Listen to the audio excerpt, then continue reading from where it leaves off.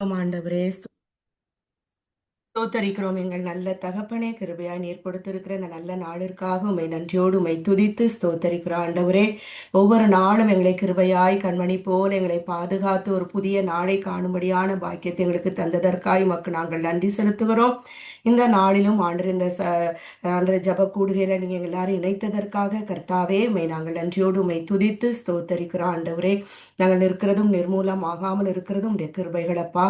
அந்த கிருபைகளுக்காக உம்மை நாங்கள் நன்றியோடு உம்மை துதித்து ஸ்தோத்தரிக்கிறோம். இந்த நாளிலும் ஆவியானவர் நீங்க எங்களுக்கு கற்றுத்தர போகிற காரியங்களுக்காக உமக்கு நாங்கள் நன்றி செலுத்துகிற ஆண்டவரே. அப்பா தகப்பனே, ராஜா ஆண்டவரே, நீர் என்னை மறைத்து ஆண்டவரே ஆவியானவரே நீங்க வெளிப்படுங்க. பிதாவாகிய தேவன் இன்னைக்கு நாங்க எதை குறித்து கற்றுக்கொள்ளவும் அறிந்து கொள்ளவும் எங்க வாழ்க்கையில செயல்படுத்தவும் என் தேவன் சித்தமுள்ளவராய் இருக்கிறாரோ ஆவியானவர் ஆண்டவரே என்னை பயன்படுத்துங்கப்பா. ஆண்டவரே என் வாயோடு இருந்து நீங்க பேசுங்கப்பா. நீங்க எங்களுக்கு உணர்த்துகிற காரியங்களை நாங்க எங்க வாழ்க்கையில ஆண்டவரே நாங்க அபியாசப்படுத்தி வாழ அநேகருக்கு நாங்க எங்கள் குடும்பத்துக்கும் குடும்பங்களுக்கும் உறவுகளுக்கும் நண்பர்களுக்கும் நாங்க செல்கிற சபைக்கும் உடைய சரிமாக சபைக்கும் நான் ஆசீர்வாதமாய் இருக்க ஆவியானவர் எங்கள் ஒவ்வொருவரையும் பொறுப்படுத்திக் கொள்ளுங்கப்பா. ஆண்டு இந்த நாம மாத்திரம் மகிமைப்படட்டும். சகல துதி கன மகிமை மாட்சிமை இப்பொழுதும் எப்பொழுதும் சதா காலங்களிலும் எங்கள் இயேசு கிறிஸ்துவின் நாமத்தின் மூலமும் பரிசுத்த ஆவியானவருடைய உதவி ஒத்தாசை உடனும் பரலோக பிதாவாகிய தேவன் ஒருவருக்கே செலுத்துகிறோம். ஆமேன், ஆமேன், ஆமேன். ஹல்லேலூயா, பிரைஸ் லார்ட். இந்த நாளிலும் தேவன் எனக்கு உணர்த்தின காரியங்கள் இது ஆவியானவர் எனக்கு உணர்த்தின காரியங்கள் கற்றுக் கொடுத்த காரியங்களை இன்னைக்கு சகோதரிகளாகி நான் உங்களோடு நான் பகிர்ந்து கொள்ள தேவன் சித்தம் கொண்டிருக்கிறதுனால கர்த்தரை நான் ஸ்தோத்தரிக்கிறேன், ஆராதிக்கிறேன், அவரை மகிமைப்படுத்துகின்றேன். இன்னைக்கு என்ன இதுனா யாத்ராகமம் 13ஆம் அதிகாரத்துல 20வது வசனம். அதாவது புளிப்பிடப்பட்ட யாதொன்றையும் நீங்கள் புசிக்க வேண்டாம், உங்கள் வாசஸ்தலங்களில் எல்லாம் புளிப்பில்லா அப்பம் புசிக்க கடவீர்கள் என்று சொல் என்றார். இந்த சம்பவம் நம்ம எல்லாருக்கும் தெரியும். இஸ்ரவேல் ஜனங்கள் எகிப்து தேசத்துல அடிமைகளாய் இருக்கும் பொழுது இருந்த நாட்கள், அந்த அவர் குறித்த நாள் வந்த பொழுது அவங்கள அந்த அடிமைத்தன வீடாகிய எகிப்திலிருந்து அவங்கள வெளியே கொண்டு வரும் பொழுது கர்த்தர் இஸ்ரவேல் ஜனங்களுக்கு மோசையின் மூலமாக சொன்னப்பட்ட ஒரு பிரதான ஒரு கட்டளை.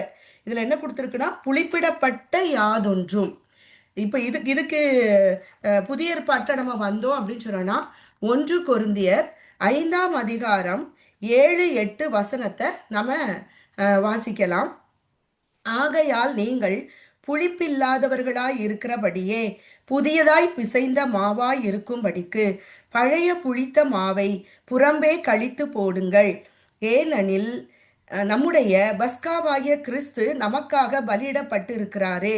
ஆதலால் பழைய புளித்த மாவோடே அல்ல, துர்க்குணம் பொல்லாப்பு என்னும் புளித்த மாவோடும் அல்ல, துப்புரவு உண்மை என்னும் புளிப்பில்லாத அப்பத்தோடே பண்டிகையை ஆசரிக்க கடவோம். இப்போ இந்த இடத்துல நம்ம பார்க்குறோம், பழைய ஏற்பாட்டு காலத்துல என்னன்னு சொன்னா லிட்ரலா புளித்த ஒரு மாவை குறித்து அங்க சொல்லப்படுகிறது. அது நியாயப்பிரமாண ஒரு கட்டளை, சரீர பிரகாரமாக இஸ்ரவேல் ஜனங்களுக்கு கொடுக்கப்பட்ட ஒரு கட்டளை. கர்த்தருக்கு பலியிடும் பொழுது அந்த புளித்த மாவை கொண்டு நீங்க எனக்கு அப்பம் படைக்க கூடாது அப்படின்னு அங்க சொல்ற காரியம். இது இன்னைக்கு புதிய ஏற்பாட்டு காலத்துல இது எப்படி நம்ம அந்த புளிப்பில்லாத அப்பம் அப்படிங்கிறது எதை குறிக்கிறது அப்படின்னு சொன்னான்னா பொல்லாப்பு, துர்க்குணம், பொல்லாப்பு இந்த காரியம் என்னதுன்னா புளிப்புள்ள அப்பம் அப்படின்னு சொல்லிட்டு வேதம் சொல்லுகிறது. நம்ம இப்ப இதை கொஞ்சம் விரிவா பார்த்தோம் அப்படின்னு சொன்னோம்னா நம்ம நம்மள்கிட்ட என்னென்ன புளிப்புள்ள அப்பங்கள் இருக்கிறதுங்கிறத நம்ம உணர்ந்து நம்ம அதை சரிப்படுத்தி கொள்வதற்கு ஆவியானவர் நமக்கு உதவி செய்வார். இப்போ இந்த துர்க்குணம் அப்படின்னு சொல்லும் பொழுது தாவீது சொல்றார் இல்லையா, சங்கீதம் 51ல அவர் சொல்லும் போது சொல்லுவாரு, என் தாய் என்னைய துர்க்குணத்திலேயே என்னை அவங்க என்ன துர்க்குணத்திலே நான் உருவானேன், என் தாய் என்னை பாவத்தில் கற்பம் தரித்தாள். அதாவது துர்க்குணத்துல தான் நம்ம உருவாகிறோம். இதுக்கு பாவத்துல தான் நம்ம தாய் நம்ம எல்லாருக்குமே இந்த வசனம் பூமியில இருக்கிற எல்லா மனுஷர்களும் வந்து தாவீது இந்த வார்த்தை அவரே ஒரு ஆளா சொல்லிட்டாரு. ஆனா அது எல்லாருக்குமே இந்த வார்த்தை பொருந்தும். அப்போ இந்த துர்க்குணம் எங்கிருந்து ஆரம்பமானது அப்படின்னு நம்ம பார்த்தோம் அப்படின்னு சொன்னா, நான் எப்பவுமே சொல்றது அதுதான். இந்த முழு பைபிள் இயேசு கிறிஸ்து வருவதற்கு, இந்த உலகத்தை மனுஷா பறக்கிறதுக்கு வந்து இந்த ரட்சகரா வருவதற்கு ஒரே காரியம் என்னன்னா, ஆதி ஆகமம் 1, 2, 3ஆம் அதிகாரம், விசேஷமாக 3ஆம் அதிகாரம் தான் அந்த காரியம். என்னைக்கு ஆதாம் ஏவாள் வந்து கர்த்தருடைய வார்த்தைக்கு கீழ்ப்படியாமல் தேவன் விலக்கின அந்த நன்மை தீமை அறியக்கூடிய கனியை அவங்க புசித்தாங்களோ அன்னைக்கு அவங்க கண்கள் திறக்கப்படுகிறது. அவங்க என்னைக்கு சாத்தானுக்கு கட்டளைக்கு கீழ்ப்படிஞ்சாங்களோ கர்த்தருடைய கட்டளைக்கு கீழ்ப்படியாம போனாங்களோ அன்னைக்கு அவங்கள்ட்ட இருந்த அந்த ஒளியின் சாயல் அவங்கள விட்டு போச்சுது. அவங்களுக்கு தேவன் அணிந்திருந்த அந்த ஒளியின் வஸ்திரம் அவங்கள விட்டு விலகி போனது. அப்போதான் அவங்க நிர்வாணிகள் என்று பார்க்கிறாங்க. அந்த என்னன்னா அந்த மாம்ச பிரகாரமான காரியங்கள். அப்போ அந்த இடத்துல அவங்க நன்மை தீமை அறிகிற கனியை புசித்ததுனால அங்க இருந்து அந்த ஜென்ம சுவாபம் அன்னையில இருந்து கடைசி இன்னைக்கு உலகத்துல வாழ்ற ஒவ்வொரு மனுஷனுக்குள்ளேயும் இந்த துர்க்குணம், அதாவது இந்த ஜென்ம சுவாபங்கள் எல்லா மனுஷனுடைய ரத்தத்திலே இருக்கிறது.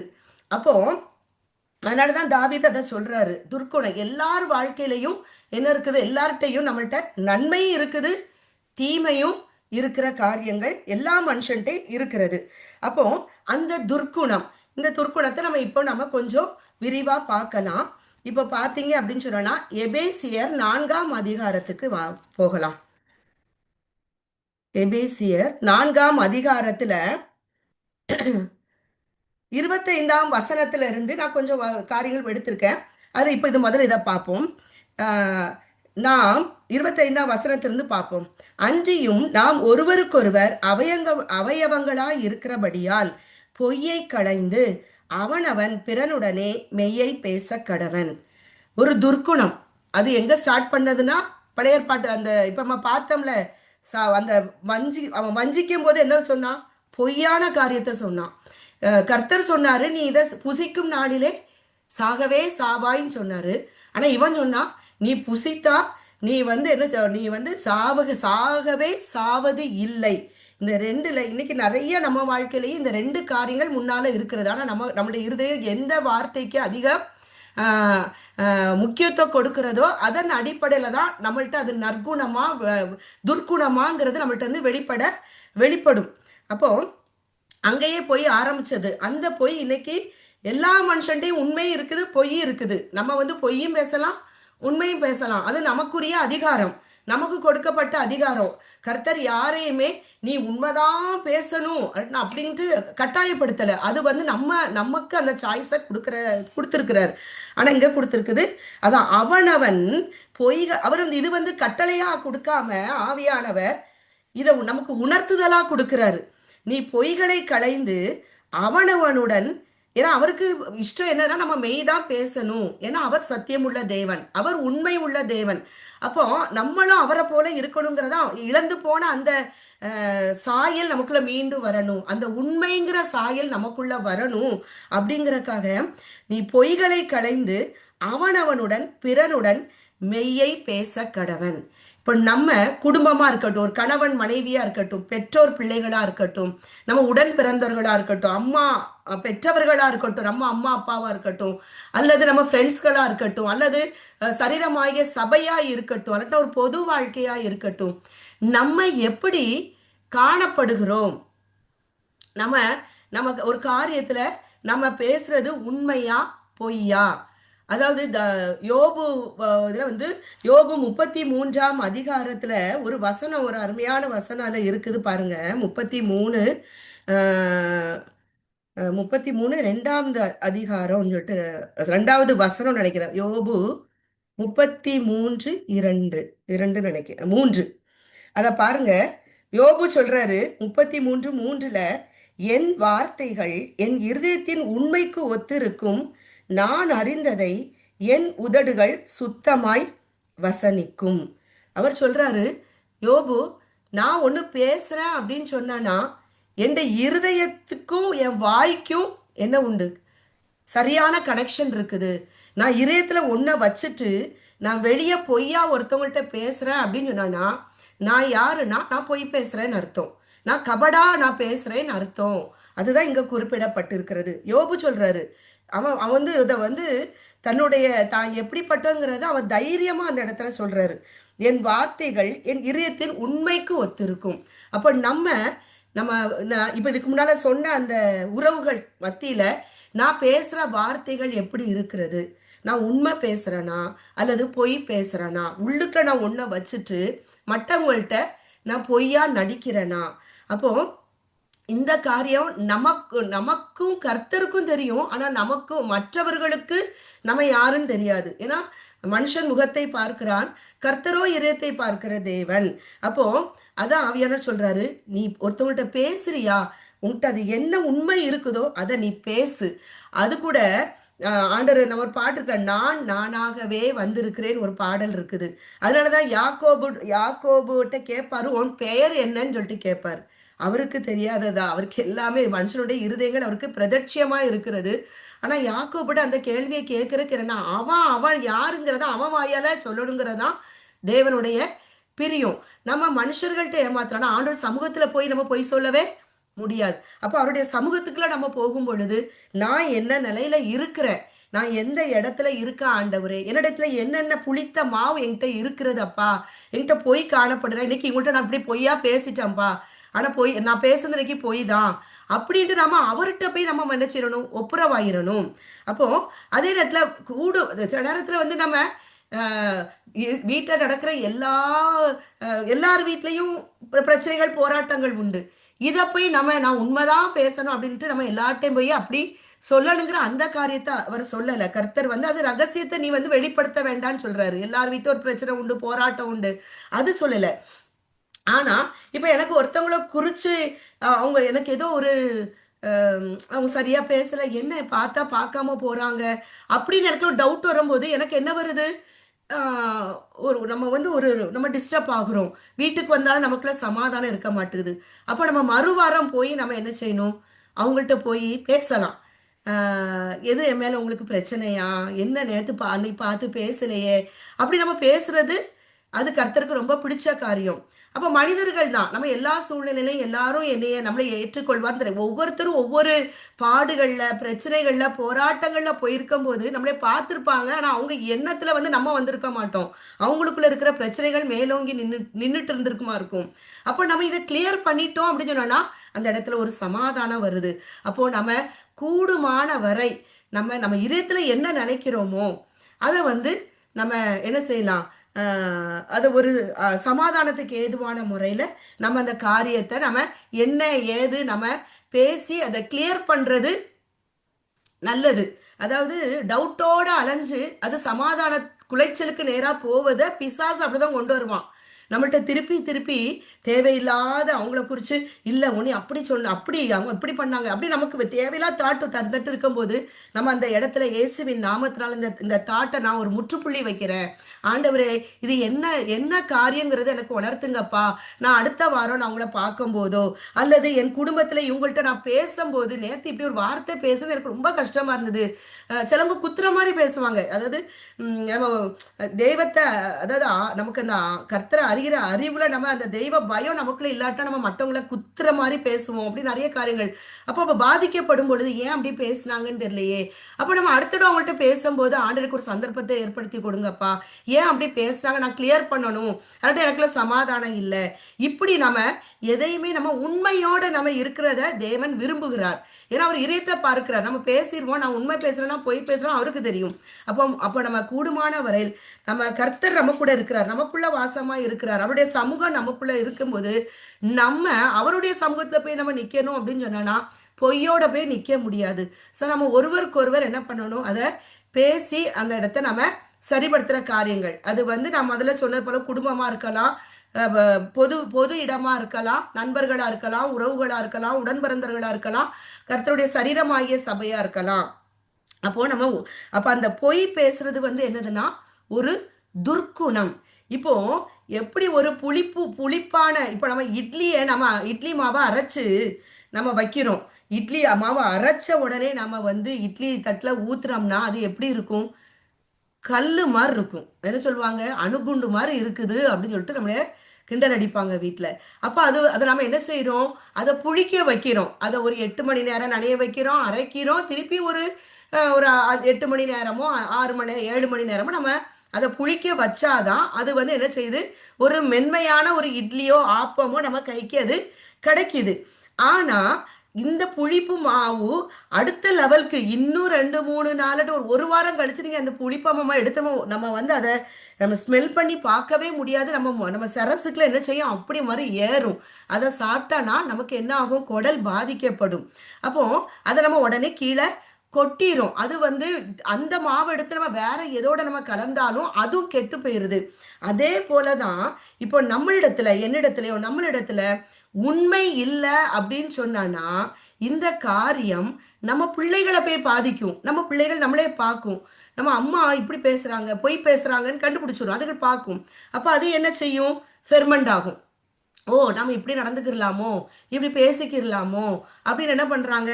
அந்த காரியத்தை அவங்க எடுக்கக்கூடிய காரியமாக போகிறது. அப்போ இந்த புளிப்பாகிய பொய் நம்மளிடத்துல இல்லாதபடிக்கு நம்ம தேவனுக்கு முன்பாக நம்ம நிற்கக்கூடிய ஆட்களா இருக்கு. நம்ம தெரிந்து கொண்டு இருக்கிறதுனால நம்ம ஒரு சாட்சியுள்ள வாழ்க்கை வாழணும் அப்படிங்கிற ஒரு காரியம். ரெண்டாவது, நம்மளுடைய பிள்ளைகள், நம்ம சந்ததிகள், நம்ம தலைமுறைகளுக்குள்ளாக இந்த பொய்ங்கிற புளிப்பு போச்சுன்னு சொன்னானா அந்த நம்ம தலைமுறைகள் என்ன செய்யும்? பாதிக்கப்படும். நித்தியத்துக்கு போகக்கூடிய ஆசீர்வாதங்களை இழந்து போவதற்கு நாம் காரணமாய் இருக்கக்கூடாது. அதனால நம்ம வந்து நம்மளுடைய வாழ்க்கையில உண்மை அதை நம்ம வெளிப்படுத்துற ஆட்களா இருக்கணும். இன்னைக்கு வீட்டுல ஒரு தவறு நடந்து போயிட்டு அது என்னால நடந்திருக்குன்னா நான் அதை ஒத்துக்கிறணும். இல்ல நான் தான் அதை செஞ்சேன், என்னாலதான், நான் தான் உடைச்சிட்டேன், நான் தான் அதை அப்படி பண்ணுனேன், அதனாலதான் இப்படி ஆயிட்டு நம்ம திட்டு வாங்குவோமோ, நம்மளே திட்டு வாங்கலோன்னு பயந்து நம்ம கம்முன்னு இருந்தோம்னா வீட்டில் இருக்க அத்தனை பேருக்கு என்ன விடும்? திட்டு விடும்.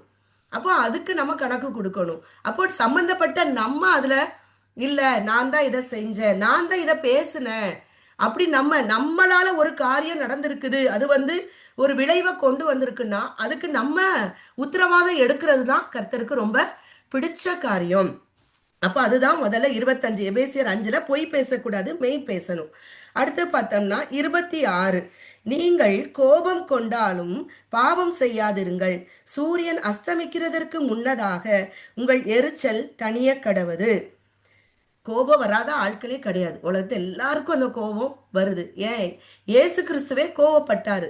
நிறைய நேரத்தை நம்ம அந்த கோவப்பட்டார் சொல்லிட்டு அதெல்லாம் எடுத்து வச்சுக்கிட்டு பேசுற காரியங்கள் மனிதர்கள் இருக்காங்க. ஆனா அவர் எந்த இடத்துல கோபப்பட்டாருன்னு பார்க்கணும். அவரு எங்க கோபப்பட்டாரு? அவருக்கு அவரை குறிச்சு நம்ம பார்த்துருக்கோம். யோவான்ல நம்ம நிறைய புதிய ஏற்பாட்டுல மத்தேயு, மார்க், லூக், யோவான்ல நம்ம இதுக்கு ஏற்கனவே நான் அதை தியானிச்சிருக்கோம். நம்ம அவருக்கு ரோதமாய் பேசப்பட்ட வார்த்தைகள் என்னது? இவன் பைத்தியக்காரன், இவன் பெயல் சபுல கொண்டு பேசுறான், இவன் ஒரு பாவி, இவன் பாவிகளோடு உட்கார்ந்து சாப்பிட்டுட்டு இருக்கான், அப்படின்னு சொல்லிட்டு இவன் வஞ்சிக்கிறான், இவன் கலகக்காரன் அப்படின்னா, அதாவது என்னதுல பிசாசு பிடித்தவன் அப்படி என்னென்ன வார்த்தைகள் உண்டோ நான் அத்தனை வார்த்தை இந்த உலகத்துல எதெல்லாம் ஒரு மனுஷனுக்கு ரோதமா பேசக்கூடாதோ அந்த வார்த்தை எல்லாமே இயேசு கிறிஸ்துக்கு ரோதமாக பேசப்பட்டது. ஆனா அந்த இடத்துல ஒரு இடத்துல கூட அவருக்கு கோபமே வரையில. அவருடைய சரீரத்து சம்பந்தமான அவருடைய சுயத்தை டச் பண்ற எந்த வார்த்தைகளுக்குமே அவருக்கு சடனா அவருக்கு கோபமே வரல. அவரு அவர் வந்து கல்வாரி சிலுவையில தொங்கிட்டு இருக்கும் போது கூட அந்த பிரதான ஆசிரியர்களை தலையை துலுக்கிட்டு என்ன சொல்லுவாங்க? இவன் தேவனுடைய குமாரனா, ஆனா நீ சிலுவையில இருந்து இறங்கு அப்படின்னு சொல்லும்போது இது வந்து அவருடைய சுயத்தை, ஈகோ, அவருடைய சுயத்தை போய் டச் பண்ற காரியம். ஆனா அந்த இடத்துல என்னைய பைத்தியக்காரன் சொல்லிட்டான், என்னைய பிசாசு பிடிச்சவன் சொல்லிட்டான், என்னைய பாவின்னு சொல்லிட்டான், நீ எப்படி சொல்லலான்ட்டு அவர் வந்து வரிஞ்சு கட்டிட்டு வரல. ஆனா நம்ம நிறைய நேரத்துல என்ன இப்படி சொல்லிட்டாங்களே இந்த காரியம் நமக்கு திருப்பி திருப்பி பிசாசு கொண்டு வந்து நம்ம மைண்ட்ல போட்டுக்கிட்டே இருப்பான். பாரு உன்னைய இப்படி சொல்லிட்டாங்க. ஆனா இதை தியானிக்கும் போது எனக்கு ரொம்ப இதை நான் உணர்த்தப்பட்டேன். அப்போ அவரை வந்து சரீர பிரகாரமாகி அவருடைய ஈகோவை வந்து அதை தொடவே இல்லை. அவருக்கு எந்த இடத்துல கோபம் வந்தது அப்படின்னு சொன்னா எருசலேம் தேவாலயத்துல அவருடைய கர்த்தருடைய அந்த வீட வியாபார ஸ்தலமாக மாற்றின பொழுது இயேசுக்கு என்ன வந்தது? சரியான கோபம் வந்தது. அப்போ அது இருது ஆவிக்குரிய ஒரு வாழ்க்கையில அது இந்த சரீரம் அவர் தங்குற ஆலயம்.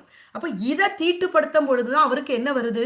கோபம் வருது. அப்ப நம்ம கோபமும் இப்படிப்பட்ட சம்பந்தமா இருக்கணும். என்னைய அவங்க சொல்லிட்டாங்க அப்படிங்கிற காரியத்தை நான் மைண்ட்ல எடுத்துக்கிட்டே போனேன் அப்படின்னு சொன்னா நான் ஆவிக்குரிய வாழ்க்கையில நான் தோத்து போயிருவோம். நம்ம வந்து கோபப்பட வேண்டிய இடத்துல அது ஒரு காரியம். இப்ப நான் வந்து தேவனுக்கு பிரியமில்லாத காரியங்கள் செய்யும் பொழுது எங்க வீட்டுல இருக்கிற நபர் அதே போல நம்ம ஒவ்வொருத்தர் வீட்டுல இருக்கிற நம்மள என்ன செய்யலாம்? கண்டிக்கும் பொழுது நான் அதை அக்செப்ட் பண்ணணும். நீ எப்படி சொல்லலாம் நான் எல்லாம் கரெக்டு தான் அப்படி நான் சொன்னேன்னா நான் தோத்து போயிற ஆளா இருக்கேன். அப்ப அதே போலதான் நம்ம சுயத்துக்கு நம்முடைய ஈகோவை டச் பண்ற காரியங்கள் வரும் பொழுது தேவனிடத்தை அந்த பலனை நம்ம கேட்கணும். ஆண்டவரே நீங்க அந்த இடத்துல எவ்வளோ ஸ்ட்ராங்கா நின்னீங்கப்பா, எனக்கு இதெல்லாம் இது வந்து இந்த காரியங்கள் என்ன சேதப்படுத்தவே கூடாது. என்னுடைய வேலை உங்களுக்காக நான் உங்களை குறித்து நான் பேசணும். நீங்க எதுக்கு வந்தீங்க? அந்த ரட்சிப்பனை கொடுத்து அவங்கள ஆதாயப்படுத்துவதற்கு கர்த்தாவே எனக்கு அந்த பலனை கொடுங்க ஆண்டவரே. எனக்கு அந்த கோபம் எனக்காக கோபம் வரக்கூடாது ஆண்டவரே. உமக்கடுத்த காரியத்துல நான் கண்டிப்பா கோவப்படணும் ஆண்டவரே. ஞானமா நீர் எப்படி நடந்தீரோ அதே போல சீஷர்கள் அவர் உயிர்த்தெழுதுற செய்தியை வந்து மகரினா மரியாள் போய் சொல்லும் போது நம்ப மாட்டாங்க. அந்த இருதய கடினத்தை குறித்து அவருக்கு கோபம் வந்தது. அந்த இருதய கடினம் வரும் பொழுதுலாம் அவருக்கு கோபம் வருது. அப்புறம் பார்த்தீங்கன்னா அந்த ஆவிக்குரிய வாழ்க்கையில பிதாவுக்கு அடுத்த காரியங்கள்ல எங்கெல்லாம் தவறு நடக்குதோ அங்க அவருக்கு கோபம் வந்தது. அப்போ நம்மளும் நம்ம வாழ்க்கையில இப்படிப்பட்ட ஒரு அனுபவமா நம்ம வாழ்க்கை மாறுவதற்கு நம்ம ஆவியானுடைய பலத்தை நம்ம கேட்போம். எல்லாருக்கும் கோபம் வருது, இல்லைன்னு சொல்லல. ஆனா இன்னைக்கு நம்ம பேசுறோம் டெய்லி நம்ம ஆனா நம்ம இதை தியானிக்கும் பொழுது நம்ம நிறைய மெசேஜ் நம்ம கேட்கும் பொழுது உபதேசங்கள் நம்மளை இன்னும் நம்மளை பரிசுத்தப்படுத்தும் பொழுது நம்ம முன்னேறுந்த நிலைமையில இருந்து நம்ம என்ன ஒரே நாள்ல நான் இன்னைக்கே நான் ரொம்ப பர்ஃபெக்டா மாறிடுவேன் அப்படிங்கிறது இல்லை. நம்ம என்னைக்கு பூரண அடைகிறோமோ அன்னைக்கு இந்த இடத்த விட்டு எடுத்துருவார். அதுதான் அவருடைய அந்த அந்த கனி கொடுக்கிற வாழ்க்கை. அப்ப நம்ம இன்னும் பூரணப்படணும் அப்படிங்கிற ஒரு காரியத்தை நம்ம இருந்துகிட்டே இருக்கிறோம். அப்போ எல்லார் வாழ்க்கையிலும் இன்னைக்கு நம்ம உலகத்துல நம்ம திருப்பி நம்ம உலகத்துல நம்ம எல்லாரும் கூட வாழ்றப்போ நமக்கு எதிராக வரக்கூடிய வார்த்தைகள் இருக்குது. பேச வரும்போது அந்த இடத்துல நான் எதற்காக கோவப்படுறேன்? எனக்காக கோவப்படுறேனா அல்லது ஐயோ இவங்க இவ்வளோ ஆண்டவருக்குரிய காரியத்திலிருந்து விலகி இருக்காங்களே அந்த காரியத்தை நான் ஆண்டவர் பிரியமில்லாத காரியமா இருக்கிறதே அதுக்காக நான் கோவப்படுறேனா? இதை நம்ம சிந்திக்க வேணும். இன்னைக்கு நமக்கு மாம்ச பிரகாரமா சில போராட்டங்கள் ஒரு கோபம் வருதுன்னா நம்ம அன்னைக்கு நம்ம நைட்டு படுக்க போகிறோம். தான் அங்க கொடுத்துருக்கிறது சூரியன் அஸ்தமிக்கிறதற்கு முன்னதாக. இதுல வந்து சூரியன் அஸ்தமிக்கிறன்னா 6 மணிக்கு முன்னாலே சூரியன் அஸ்தமிச்சிருது இல்லையா? அப்போ நம்ம அதுக்கு முன்னாலே நம்முடைய எரிச்சல் நமக்கு இந்த எரிச்சலா தான் இருக்குது. அந்த காயினுக்கு இருந்த அதாவது பொறாமை இது இது இது நமக்கு வரக்கூடிய எரிச்சல் பொறாமையில வரக்கூடிய எரிச்சல் நிறைய நேரம் இருக்காது.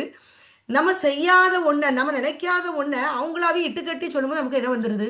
அநியாயமா ஒண்ணு சொல்லும்போது கோவம் வருது. அப்போ அன்னைக்கு எனக்கு இப்படி ஒரு சூழ்நிலை தான் எங்க வீட்டுல. அப்போ எனக்கு அன்னைக்கு ரொம்ப கோவம் வந்து இவங்கள்ட்ட நான் வாக்குவாதம்னா நான் கிளியர் பண்றேன், அவங்கள்ட்ட பேசுறேன். அடுத்த நாள் எனக்கு வார்த்தை என்ன வருது? 1 கொரிந்தியர் 6ஆம் அதிகாரத்துல கர்த்தர் வந்து 1 கொரிந்தியர் 6ல சொல்றாரு. 6:7 நீங்கள் ஒருவரோடு ஒருவர் வழக்காடுகிறது எவ்விதத்திலும் குற்றமாய் இருக்கிறது. அப்படி செய்கிறதை விட நீங்கள் ஏன் அநியாயத்தை சகித்து கொள்கிறது இல்லை? ஏன் நஷ்டத்தை பொறுத்து கொள்கிறது இல்லை? நீங்கள் அநியாயம் செய்கிறீர்கள், நஷ்டப்படுத்துகிறீர்கள், சகோதரருக்கும் அப்படி செய்கிறீர்களே. இப்படி செய்யறவங்க தேவனுடைய ராஜ்யத்துல அநியாயக்காரர். அதாவது நம்ம இதுவே அநியாயங்கிறாரு கர்த்தர். நீ ஏன் வழக்காடுற? அந்த இடத்துல நான் எதுக்காக வழக்காடுனேன்? நான் சொல்லாத ஒரு காரியம், நான் நினைக்காத ஒரு காரியத்தை அவங்களாவே நினைச்சு சொல்லும் போது எனக்கு என்ன வருது? கோபம் வருது. அப்போ நான் அந்த இடத்துல இதை நான் கிளியர் பண்றதுக்காக நான் பேசும்போது கர்த்தர் அடுத்த நாள் எனக்கு இந்த வார்த்தை எனக்கு கொடுக்கப்படுகிறது. நீ வந்து என்ன செய்யக்கூடாது? ஏன் நீ அந்த அநியாயத்தை சகிக்க கூடாது? ஆனா அந்த வந்து கொஞ்சம் நமக்கு கடினமா தான் இருக்குது. ஆனா கர்த்தாவே நான் அப்போ உடனே கேட்டேன், கர்த்தாவே எனக்கு முடியலதான்ப்பா, ஆண்டவரே இந்த சூழ்நிலைகள் சோதனை வராதபடிக்கு காத்துக்கொள்ளுங்க. புரிஞ்சு கொள்ளக்கூடிய தன்மையை கொடுங்க ஆண்டவரே. ஒருவர் அதை திருப்பி நான் அதை வருது நம்ம கலாத்தியர்ல இருக்குல்ல, ஒருவர் ஒருவரை கோபம் ஊட்டக்கூடாது. நம்ம ஒருத்தரை கோபம் எப்போ மூட்டுவோம்? அநியாயமா ஒருத்தவங்களை ஒருத்தர் சொல்லும் போது தான் நம்ம அவங்களுக்கு கோபம் ஊட்டுறோம். அப்போ இதுல நம்ம என்ன கத்துக்கொள்றோம்னா, ரெண்டு சைட்லயும் நம்ம பார்க்கணும். நான் யாரையும் கோவப்படுத்தக்கூடாது. கோவப்படுத்தினா அந்த ஆள் என்ன பண்ணுவாரு? அந்த ஆள் வந்து கோவப்பட தான் செய்யும். அப்போ நான் அந்த இடத்துல இந்த காரியம் நான் இப்படி பேசினா அது அவங்களுக்கு கோவம் வருதுன்னா, நான் அந்த இடத்த நான் என்ன பண்ணணும்? ஸ்டாப் பண்ணணும். நான் ஸ்டாப் பண்ணிட்டு அவங்க வந்து செய்யாத ஒன்றை நான் அநியாயமா பேசுறத நான் தவிர்க்கணும். ரெண்டு காரியத்தையும் எனக்கு அன்னைக்கு கர்த்தர் அந்த இடத்துல எனக்கு உணர்த்தினார். அதனால கர்த்தாவே எனக்கு பலனை கொடுங்க. நான் வந்து பலன் இல்லை, என் பலன்னா முடியலப்பா. நான் நிறைய நேரம் தோத்து போயிற மாதிரி இப்படிப்பட்ட காரியத்தை நிறைய தோத்து போயிட்டே இருக்கிற மாதிரி இருக்குது. பலனை கொடுத்துருங்க, சகிக்கிறதுக்கு பலனை தந்துருங்க. அப்போ நம்ம அவருக்காக ஆத்துமாக்களை ஆதாயம் பண்ணுவதற்கு நம்ம அழைக்கப்பட்டிருக்கிறோம். மற்றவங்களுக்காக ஜெபிக்கிறதுக்கு அழைக்கப்பட்டிருக்கும் போது நம்ம இதுவே அநியாயங்கிறாரு. நீ அது அவருக்கு சொல்றாரு, அவரே சொல்றாரு, இது அநியாயத்தை நீ ஏன் சகிக்க மாட்ற, அதை நீ சகிச்சுக்கோ அப்படிங்கிறாரு. அப்ப ஆண்டவரே நீங்க சகிச்சது போல அதை சகிக்கிறதுக்கு ஒரு பலனை கொடுத்துருங்க ஆண்டவரே. அப்படின்னா உடனே ஆண்டவரே எனக்கு உதவி செய்யுங்கப்பா, எனக்கு முடியல ஆண்டவரே இப்படி நான் கேட்டு எனக்கு பலனை தாங்க ஆண்டவரே. அப்படின்னா ஒவ்வொரு காரியத்தையும் இந்த சூழ்நிலைகள் வராதபடிக்கு காத்துக்கொள்ளுங்க. அப்படி இல்லாட்டினா என்னை காயப்படுத்துகிற மனிதர்கள் நானும் காயப்படுத்தக்கூடாது. எனக்கு அனாவசியமா பேசி சமாதான குலைவுக்குள்ள கொண்டு போற அந்த சூழ்நிலை வராதபடிக்கு தடுத்துருங்கப்பா அப்படின்னு நான் அன்னைக்கு ஜெபிச்சேன். அடுத்து பார்த்தீங்கன்னா 27 பிசாசுக்கு இடம் கொடாமலும் இருங்கள். நம்ம இப்படி கோவப்படும் பொழுது அங்கே யாருக்கு நம்ம இடத்த கொடுத்துறோம்? பிசாசுக்கு டோரை ஓப்பன் பண்ணி கொடுத்துற காரியமா மாறிடுது. அப்போ நம்ம அந்த இடத்துல ஒன்றில் நாம வாயை பொத்தணும், அல்லது நம்மளை காயப்படுத்துகிற மனிதர்கள் வந்து நான் பேசுறது தவறுங்கிறத அவங்க உணரணும். ஆனால் அவங்க உணர மாட்டாங்க. இப்போ நம்ம தான் நம்மளே சரிப்படுத்தணும் அப்படிங்கிறது வேதம் சொல்லுகிற காரியங்கள். அப்போ நம்ம அந்த இடத்துல பிசாசுக்கு இடம் கொடுக்காதபடிக்கு நம்ம என்ன செய்யணும்? அந்த இடத்துல நம்ம சரிப்படுத்திக்கிறணும். அந்த நாள்லயே நாம அதை சரிப்படுத்துகிற காரியங்கள்.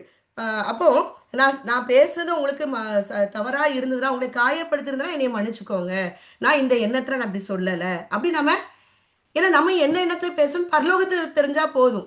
அவருக்கு முன்னாடி நான் எப்படி இருக்கேன், உண்மையா இருக்கிறேன், ஆனால் இது எந்த எண்ணத்துல நம்ம நான் இதை நினைச்சேன் சொன்னேன். சாதாரண வார்த்தை ஒவ்வொருத்தரும் வேற மாதிரிலாம் எடுத்துக்கொள்ளக்கூடிய காரியங்கள் தான். அதான் உலகத்தில் உள்ள காரியங்கள். பிசாசு எப்பண்டா இடம் கிடைக்கும் இங்க ஒரு பெரிய ஜண்டையை உண்டு பண்ணி கலைபுரத்தை உண்டு பண்ணலான்னு அதுவும் அவரால் தெரிந்து கொள்ள குடும்பத்துக்கு விரோதமா அவன் எழும்பி நிற்கிற காரியங்கள் அநேகம். அப்போ நம்ம இப்படிப்பட்ட காரியத்துல போய் பேசும்போது கோபம் படும் பொழுது அது பிசாசுக்கு நம்ம என்ன செய்யறோம்?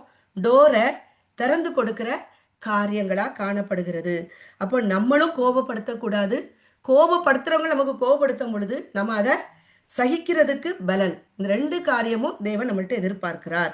28 திருடுகிறவன் இனி திருடாமல் குறைச்சலனுக்கு கொடுக்கத்தக்கதாக தனக்கு உண்டாய் இருக்கும்படி தன் கைகளினால் நலமான வேலை செய்து பிரயாசப்பட கடுவன். இது நம்ம இப்போ நம்ம யாருடைய பொருளையும் நம்ம திருட காரியங்களா நம்மள்கிட்ட இருக்காது.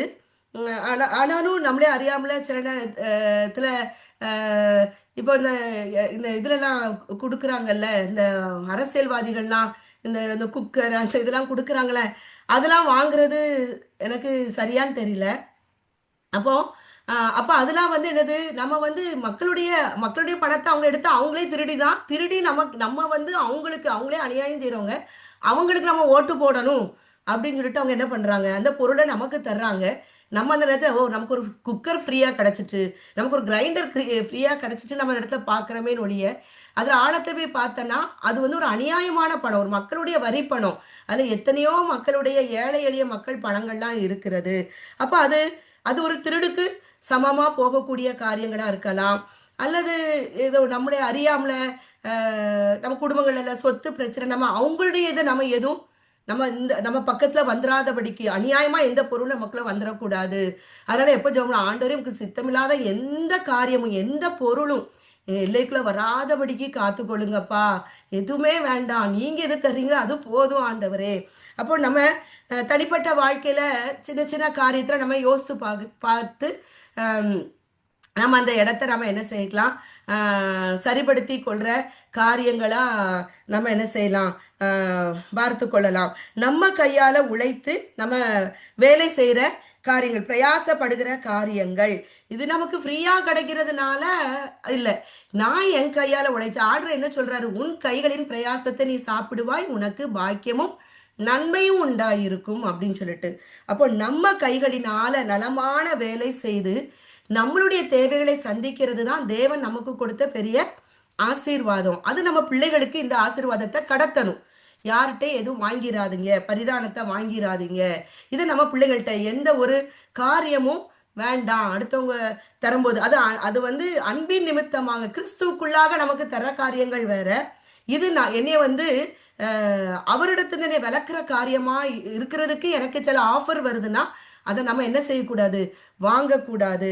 இதை நம்ம பிள்ளைகளுக்கு நம்ம என்ன செய்யணும், சொல்லி கொடுக்குற காரியங்கள் இந்த காரியங்கள். அப்போ திருடுகிறது வந்து ஒரு புளிப்பு மாவு. ஒரு அம்மா அப்பா வந்து அம்மா அம்மா அப்பாவோ திருடுறவங்களா இருந்தானா அந்த பிள்ளைங்களும் திருடுதா தன்னாப்பே திருடுறவங்களா நம்ம உலகத்தை நிறைய பார்க்குறோம், நியூஸை பார்க்குறோம். அதுனா நம்மளையே பாருங்க, நான் ஒரு கோபக்காரி இருந்தால் கண்டிப்பாக பிள்ளைங்களும் கோபப்பட தான் செய்கிறாங்க. ஏன்னா இது நான் என் வாழ்க்கையில் நிறைய போராட்டங்கள் மத்தியில் ரொம்ப ஸ்ட்ரெஸ்ஸு ரொம்ப காரியங்களில் போகும்போது சமாதானம் இல்லை, கோவம் வருது. நான் கோவப்பட்டு வீட்டில் இருக்கிற, ஏன்னா இன்னொரு இடத்துல இருந்து எனக்கு அந்த புளித்தமா ஒரு இடத்துல இருந்து எனக்கு வருது. இந்த புளித்தமாவை நான் வீட்டில் இருக்க எல்லாத்தையும் காட்டுறேன்.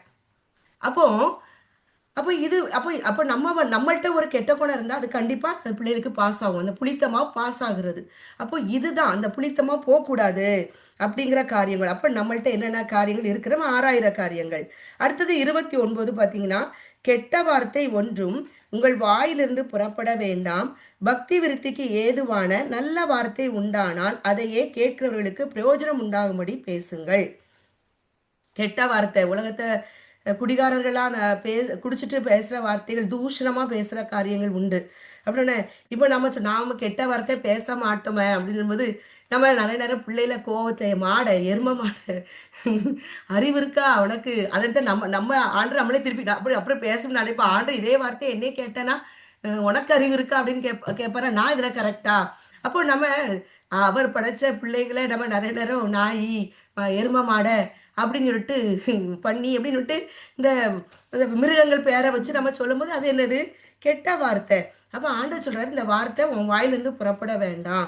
உனக்கு தப்பு பண்றாங்களா அந்த இடத்துல கொஞ்சம் நிதானமா அன்பா நம்ம என்ன செய்யலாம், அவங்களுக்கு பக்தி விருத்திக்கு ஏதுவான நல்ல வார்த்தை, இப்படி செய்யக்கூடாது, இப்படி பேசக்கூடாது, எதிர்த்து பேசக்கூடாது, கோவப்படக்கூடாது, ஒரு காரியத்தை நேர்த்தியா செய்யணும், நீ இப்படி பண்றது கரெக்டா, ஏசப்பா பாக்குறாங்கல்ல.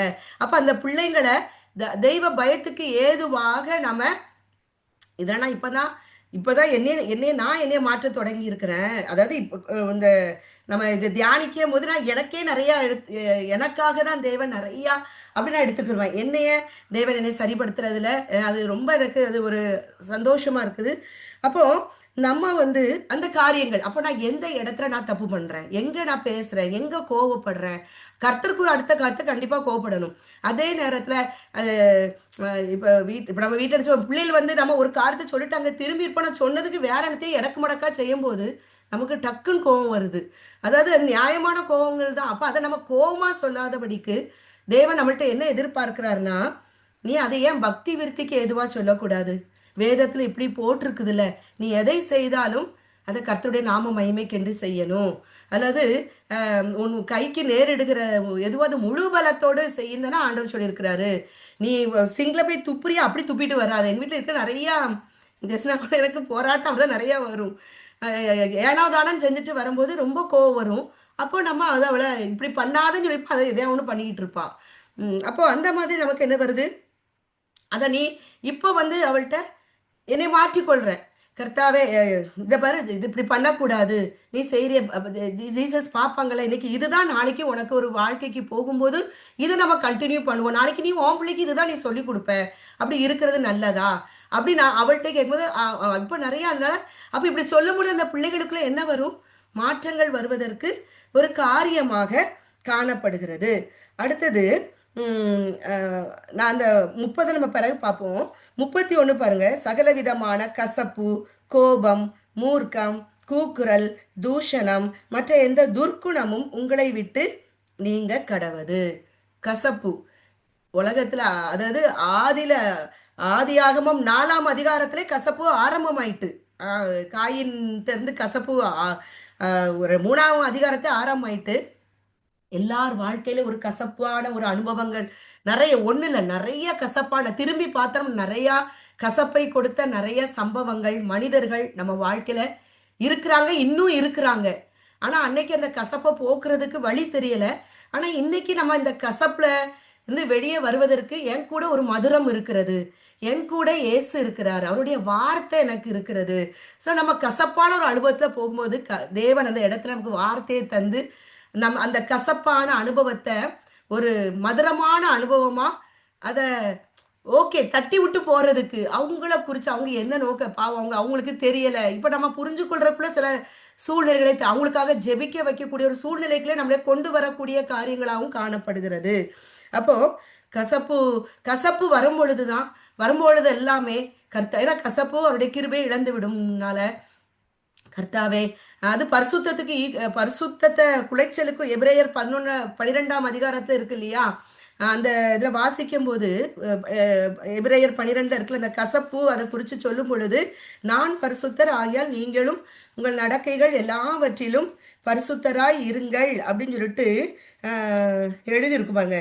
யாவரோடும் சமாதானமாய் இருக்கவும் பரிசுத்தம் உள்ளவர்களாய் இருக்கவும் நாடுங்கள். பரிசுத்தம் இல்லாமல் ஒருவனும் கர்த்தரை தரிசிப்பது இல்லை. ஒருவனும் தேவனுடைய கிருபையை இழந்து போகாதபடிக்கு யாதொரு கசப்பான வேர் முளைத்தெழும்பி கலகம் உண்டாக்குகிறதுனால் அநேகர் தீட்டுப்படாதபடிக்கு. அப்போ சமாதானத்தை இழக்க செய்யற காரியங்கள், கசப்பு சமாதானத்தை இழக்க செய்யும். அது நம்ம ஆத்துமாவை என்ன செய்யும், தீட்டுப்படுத்த, அதான் புளிப்பாக்கிரும் நம்மளைய. அப்ப இந்த கசப்பை நம்ம எங்க கொண்டு போவோம், நம்ம பிள்ளைகள்கிட்ட போய் சொல்லுவோம், அவங்க இப்படி பண்ணாங்க இப்படி செஞ்சாங்க. ஆனா அதே நேரத்தில் பிள்ளைகிட்ட ஞானமாவும் நம்ம இருக்க பழக்கணும். நம்ம வாழ்க்கையில நிறைய அனுபவங்களை கற்றுக் கொடுத்திருப்பார், நிறைய மனிதருடைய அனுபவம். அப்போ நம்ம அதை ஞானமா இப்படிப்பட்ட காரியங்களை இப்படி இங்க நடந்து கொள்ளணும், இப்படி இருக்க வேண்டாம். அப்போ நம்ம கற்றுக்கொண்ட காரியத்தை ஞானமா பிள்ளைகளுக்கு அதை கடத்தக்கூடிய காரியங்களா இருக்கணுமே ஒழிய, நம்ம அந்த கசப்பை கொடுத்த மனிதர்களை நம்ம என்ன பண்ணக்கூடாதுன்னா கசப்பான மனிதர்களாவே கொண்டு காட்டிட்டு இருந்தோம்னா அது சந்ததி சந்ததி என்ன செய்யும், சமாதானம் இல்லாத ஒரு சூழ்நிலையை, அப்ப அந்த சமாதானம் கிருபை இழந்து போகும், தேவனுடைய ராஜ்யத்துக்குள்ள பிரவேசிக்க முடியாது. அப்போ நம்ம எப்படி அதை அவங்களுக்கு கொண்டு போகணுமோ அந்த விதமாக கொண்டு போய் நம்ம கற்றுக்கொண்ட கசப்பான அனுபவங்களை அவங்க வாழ்க்கையில வராதபடிக்கு அதை தவிர்க்கும்படியான காரியங்களை நம்ம என்ன செய்யலாம், ஞானமா சொல்லி கொடுக்கலாம், அந்த மாதிரி காரியங்கள். அப்போ கசப்பு நம்ம அகற்றுறதுக்கு தேவனுடைய வார்த்தையோட கனெக்ட் ஆகி இருக்கும் பொழுதுதான் நம்ம இந்த கசப்புகளை மதுரமா மாற்ற ஆவியானவர் நமக்கு உதவி செய்வார். அடுத்தது கோபம். நம்ம பார்த்தோம், கோபம் நம்மளுடைய கோபம் தேவனுடைய நீதியை நடப்பிக்கவே மாட்டாது. நான் கோபப்படுறது எல்லாத்தையுமே ஆண்டவர் கோபப்பட்டு எனக்கு சப்போர்ட் பண்ணிக்கிட்டே இருப்பார்னா ஒவ்வொரு மனுஷனும் என்ன நினைப்பான், அவன் செய்யறது நான் செய்யறது கரெக்டு தானே. எல்லா மனுஷன் இப்ப நான் செய்யறது கரெக்டுன்னு நினைக்கிறேன். அதே போல எங்க வீட்டுல 4 பேர் இருக்காங்க, 4 பேரும் அவங்கவுங்க செய்யறது கரெக்டுங்கிறாங்க. ஆனா அது ஒரு ஆளை பாதிக்குது. அப்போ கோபம் அப்போ தேவன் யாருக்கு சப்போர்ட் பண்ணுவாரு, அப்படி கிடையாது, அவருடைய நீதியே வேற. அப்போ என்னுடைய கோபம் அவருடைய நீதியை நடப்பிக்க மாட்டாது. மூர்க்கம், அந்த கோபம் என்னதான் மாறுது, அந்த துர்க்குணம், அந்த இது ஒரு மூர்க்கம். இன்னைக்கு அந்த கோபம் அதிகம் அதிகம் ஆக ஆக ஆக இன்னைக்கு நம்ம பார்க்கிறோம் இல்லையா, அந்த கொலை வெறியா ஆயிருது. அது அப்படியே பழி வாங்குற எண்ணமா மாறுது. அது ஒருத்தவங்களை கொலை செஞ்சாதான் அந்த மூர்க்கம் எனக்கு அடங்கும் அப்படிங்கிற மாதிரி ஒரு நிலைமையில தான் இன்னைக்கு உலகம் போயிட்டு இருக்கிறது. அப்படிப்பட்ட சுவாப அன்புலாம் தணிஞ்சு போய் பெற்ற அம்மா அப்பாவை சொத்துக்காக, கூட பிறந்த சகோதரர்களை சொத்துக்காக பழிக்கு பழி வாங்குற காரியமா அந்த மூர்க்க குணம் என்ன செய்யறது, மூர்க்கம் மாறிடுது. அடுத்தது கூக்குரல், தூஷணம். கூக்குரல் கத்துறது. அப்ப நம்ம வீட்டுல சனத்துல கத்துற காரியங்கள், நீ என்ன பண்ணிருக்க அப்படின்னு வச்சா கத்துறோம். அப்ப கத்தி முடிச்ச பிறகுதான் நமக்கே நம்ம கத்துனது நம்ம காதுக்குள்ள வருது, இவ்வளவு நேரம் இவ்வளவு கத்தி இருக்கமா, கோவப்பட்டு இருக்கமா, ஆண்டவரே நான் இப்ப இப்படி இருக்கக்கூடாது ஆண்டவரே, இதை நான் சாஃப்டா இதை எப்படி ஹேண்டில் பண்ண நீங்க எனக்கு உதவி செய்யுங்கப்பா, இதை நான் அமைதியா, அதாவது உம், உமக்கு ஏற்ற உமக்கு பிரியமா இதை நான் என்ன செய்யணும், நான் சரியான முறையில பிள்ளைகிட்ட அன்பா பேசணும் ஆண்டவரே, அப்படி ஒரு காரியங்கள். கூக்குரல் நமக்கு தெரியும், சண்டை போடுறது, கத்தி கத்தி நம்ம நிறைய காரியங்கள் பார்க்கிறது. அடுத்தது தூஷணம், கெட்ட கெட்ட வார்த்தையா பேசுற காரியங்கள். இப்ப நம்ம அதை பார்த்தோம் இல்லையா, நம்ம பிள்ளைங்கள பேசுற காரியங்கள், மற்ற யாருக்கு ரோதமா ஏதாவது ஒரு வார்த்தையை பேசினாலும் அது வந்து தூஷணம் வேதம் சொல்லுது. அதே போல அடுத்து பாத்தீங்கன்னா, அப்ப இது எல்லாமே ஆண்டவர் என்ன சொல்றாரு, துர்க்குணம் அப்படின்னு சொல்லிட்டு சொல்றாரு. கீழே பாத்தீங்கன்னா, ஒருவருக்கொருவர் தயவாயும் மன உருக்கமாயும் இருந்து கிறிஸ்துவுக்குள் தேவன் உங்களுக்கு மன்னித்தது போல நீங்களும் ஒருவருக்கு ஒருவர் மன்னியுங்கள். அப்போ நம்ம இந்த இடத்துல மன்னிப்புங்கிறதா, நம்ம நம்ம இறங்கி போயிரும், மன்னிக்கிறோம். ஆனா மன்னிப்பை நம்ம அந்த எதிர்பார்ட்டி அவங்க வந்து நம்மளுடைய நம்ம இறங்கி போறதை ஏற்றுக்கொள்ளாட்டினா நம்ம என்ன பண்றது? அப்போ அப்போ நான் வந்து இப்படிதான் என் குடும்பத்துல யார் நம்ம யார் இது பண்ண வீட்டாக தானே அவங்க சத்துருவா இருப்பாங்க. ஆனால் அவங்க வந்து என்ன எனக்கு நியாயம் எந்த கோவம் தெரியாது. ஆனாலும் நான் அவங்க வீட்டுக்கு நாங்கள் எல்லோரும் குடும்பமாக போய் பேசி வீட்டுக்கு வாங்க கொள்ளுங்க எல்லாம் பேசிட்டு வந்தாச்சு. வந்தானா திருப்பியும் அவங்க அப்படிதான் இருக்காங்க. ரொம்ப எனக்கு வேதனையாக போச்சுது. ஆனால் அன்னைக்கு காலை பாரத்தோட பைபிளை எடுத்து நான் ரீட் பண்ணும்போது தேவன் அன்னைக்கு லூக்கா 10 நான் அன்னைக்கு 10ஆம் அதிகாரம் வாசிக்கும் போது, ஒரு வீட்டில் நீங்கள் பிரவேசிக்கும் போது 5, 6 வசனம், இந்த வீட்டுக்கு சமாதானம் உண்டாவதாக என்று முதலாவது சொல்லுங்கள். ஆனா நான் போகும்போது இப்படி சொல்லிட்டு போகிறேன். நான் வீட்டுக்கு போகும்போது நாங்கள் போற ஆண்டவரே நீங்க வாங்கப்பா, இந்த சூழ்நிலை நீங்க பார்த்து கொள்ளுங்க, இல்லை எங்களுக்குள்ள சமாதானம் வரணும் அப்படின்னு சொல்லிட்டு போனா அவங்க வீட்டுக்கிட்ட போய் அப்படிலாம் சொல்லிக்கிறேன்ல. ஆனா அங்க கொடுத்திருக்கு, சமாதான பாத்திரன் அங்கே இருந்தால் நீங்கள் கூறின சமாதானம் அவனிடத்தில் தங்கும், இல்லாதிருந்தால் அது உங்களிடத்திற்கு திரும்பி வரும் அப்படின்னு சொல்லிட்டு வார்த்தையை தேவன் கொடுத்தது. அதுக்கடுத்து பார்த்தீங்கன்னா 10வது வசனம் இருக்குது. யாதொரு பட்டணத்தில் நீங்கள் பிரவேசிக்கிற பொழுது ஜனங்கள் உங்களை ஏற்றுக்கொள்ளாவிட்டால் அதன் வீதிகளிலே நீங்கள் போய் எங்களில் ஒட்டின உங்கள் பட்டணத்தின் தூசியையும் உங்களுக்கு விதமாய் துடைத்து போடுகிறோம், ஆயினும் தேவனுடைய ராஜ்யம் உங்களுக்கு சமீபமாய் வந்திருக்கிறது என்பதை அறிந்து கொள்வீர்களாக என்று சொல்லுங்கள். அப்போ இந்த இடத்துல தேவன் தெளிவா அப்ப அந்த மாதிரி வசனம் வரவும் ஓகே, நம்ம வந்து நம்ம மனசுல வந்து சமாதானத்துக்கு தான் போறோம், அவங்களுக்கு அது இது இல்லைன்னா ஓகே நம்ம ஒரு இடத்த நின்றுக்குருவோம். ஆனா அந்த நபரை குறித்து நான் நினைக்கும் போது எனக்குல என்ன வரக்கூடாது ஆண்டவரே, எரிச்சல் வரக்கூடாது, கசப்பு வரக்கூடாது, அவங்களுக்காக என்னை ஜெபிக்க வைங்க. அப்போ இப்போ வந்து யாரெல்லாம் ஒரு ஜபமா, கர்த்தாவே யாரெல்லாம் சமாதானத்தை வெறுக்கிறாங்களோ, யாரெல்லாம் என்னை எதிர்க்கிறாங்களோ ஆண்டவரே, யாரெல்லாம் எனக்கு நன்மைக்கு தீமை செய்தாங்களோ, முகாந்திரம் இல்லாமல் பகைக்கிறாங்களோ, அவங்கள ஆண்டவரே உங்க பிள்ளையா மாத்திருங்கப்பா. சமாதானம் செய்கிற தேவனுடைய புத்திரர்களாக உங்களை மாற்றிருங்கப்பா. இப்ப அவங்கள நினைக்கும் போது கோபம் வராத அடைக்கு தேவன் இமட்டு வழிநடத்தி கொண்டு வருகிறார். அது நாட்களுக்கு இப்போ இன்னும் ஒவ்வொரு நாளும் அவருக்குள்ள நம்மளைய அவர் எந்த இடத்துல நம்ம சரிப்படுத்தணுமோ சீர்படுத்தணுமோ நம்ம சீர்படுத்துறார். நம்ம இந்த அவர் ராஜ்யத்துக்கு நம்ம போய் சேர வரைக்கும் இந்த உலகத்துல ஆவியானவரை நம்ம தந்து நம்மளை வழிநடத்தி கொண்டு வருகிற காரியங்கள். அப்போ கிறிஸ்துவுக்குள் அவர் என்னைய மன்னிச்சாரு. ஓகே, நான் அவங்களெல்லாம் மன்னிக்கிறதுக்கு நான் கடமைப்பட்டிருக்கிறேன்.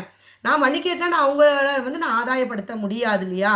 அப்போ ஆண்டு எனக்கு அந்த பலனை கொடுத்துருங்கப்பா அப்படின்னு சொல்லிட்டு இப்போ இதில் பாருங்க, 2 கொரிந்தியர் 2ஆம் அதிகாரம் ஏன் வந்து மன்னிக்கிறோங்கிறதுக்கு பவுல் அங்கே ஒரு காரியத்தை ஆவியானவர் பவுல் மூலமாக எழுதி வச்சிருக்கிறாரு. 2 கொரிந்தியர் 2ஆம் அதிகாரத்தில் 5லிருந்து 11 வசனங்களை நம்ம பார்த்தோம் அப்படின்னு சொன்னோன்னா இன்னும் இது வந்து நமக்கு தெளிவாக இன்னும் தெரியும்.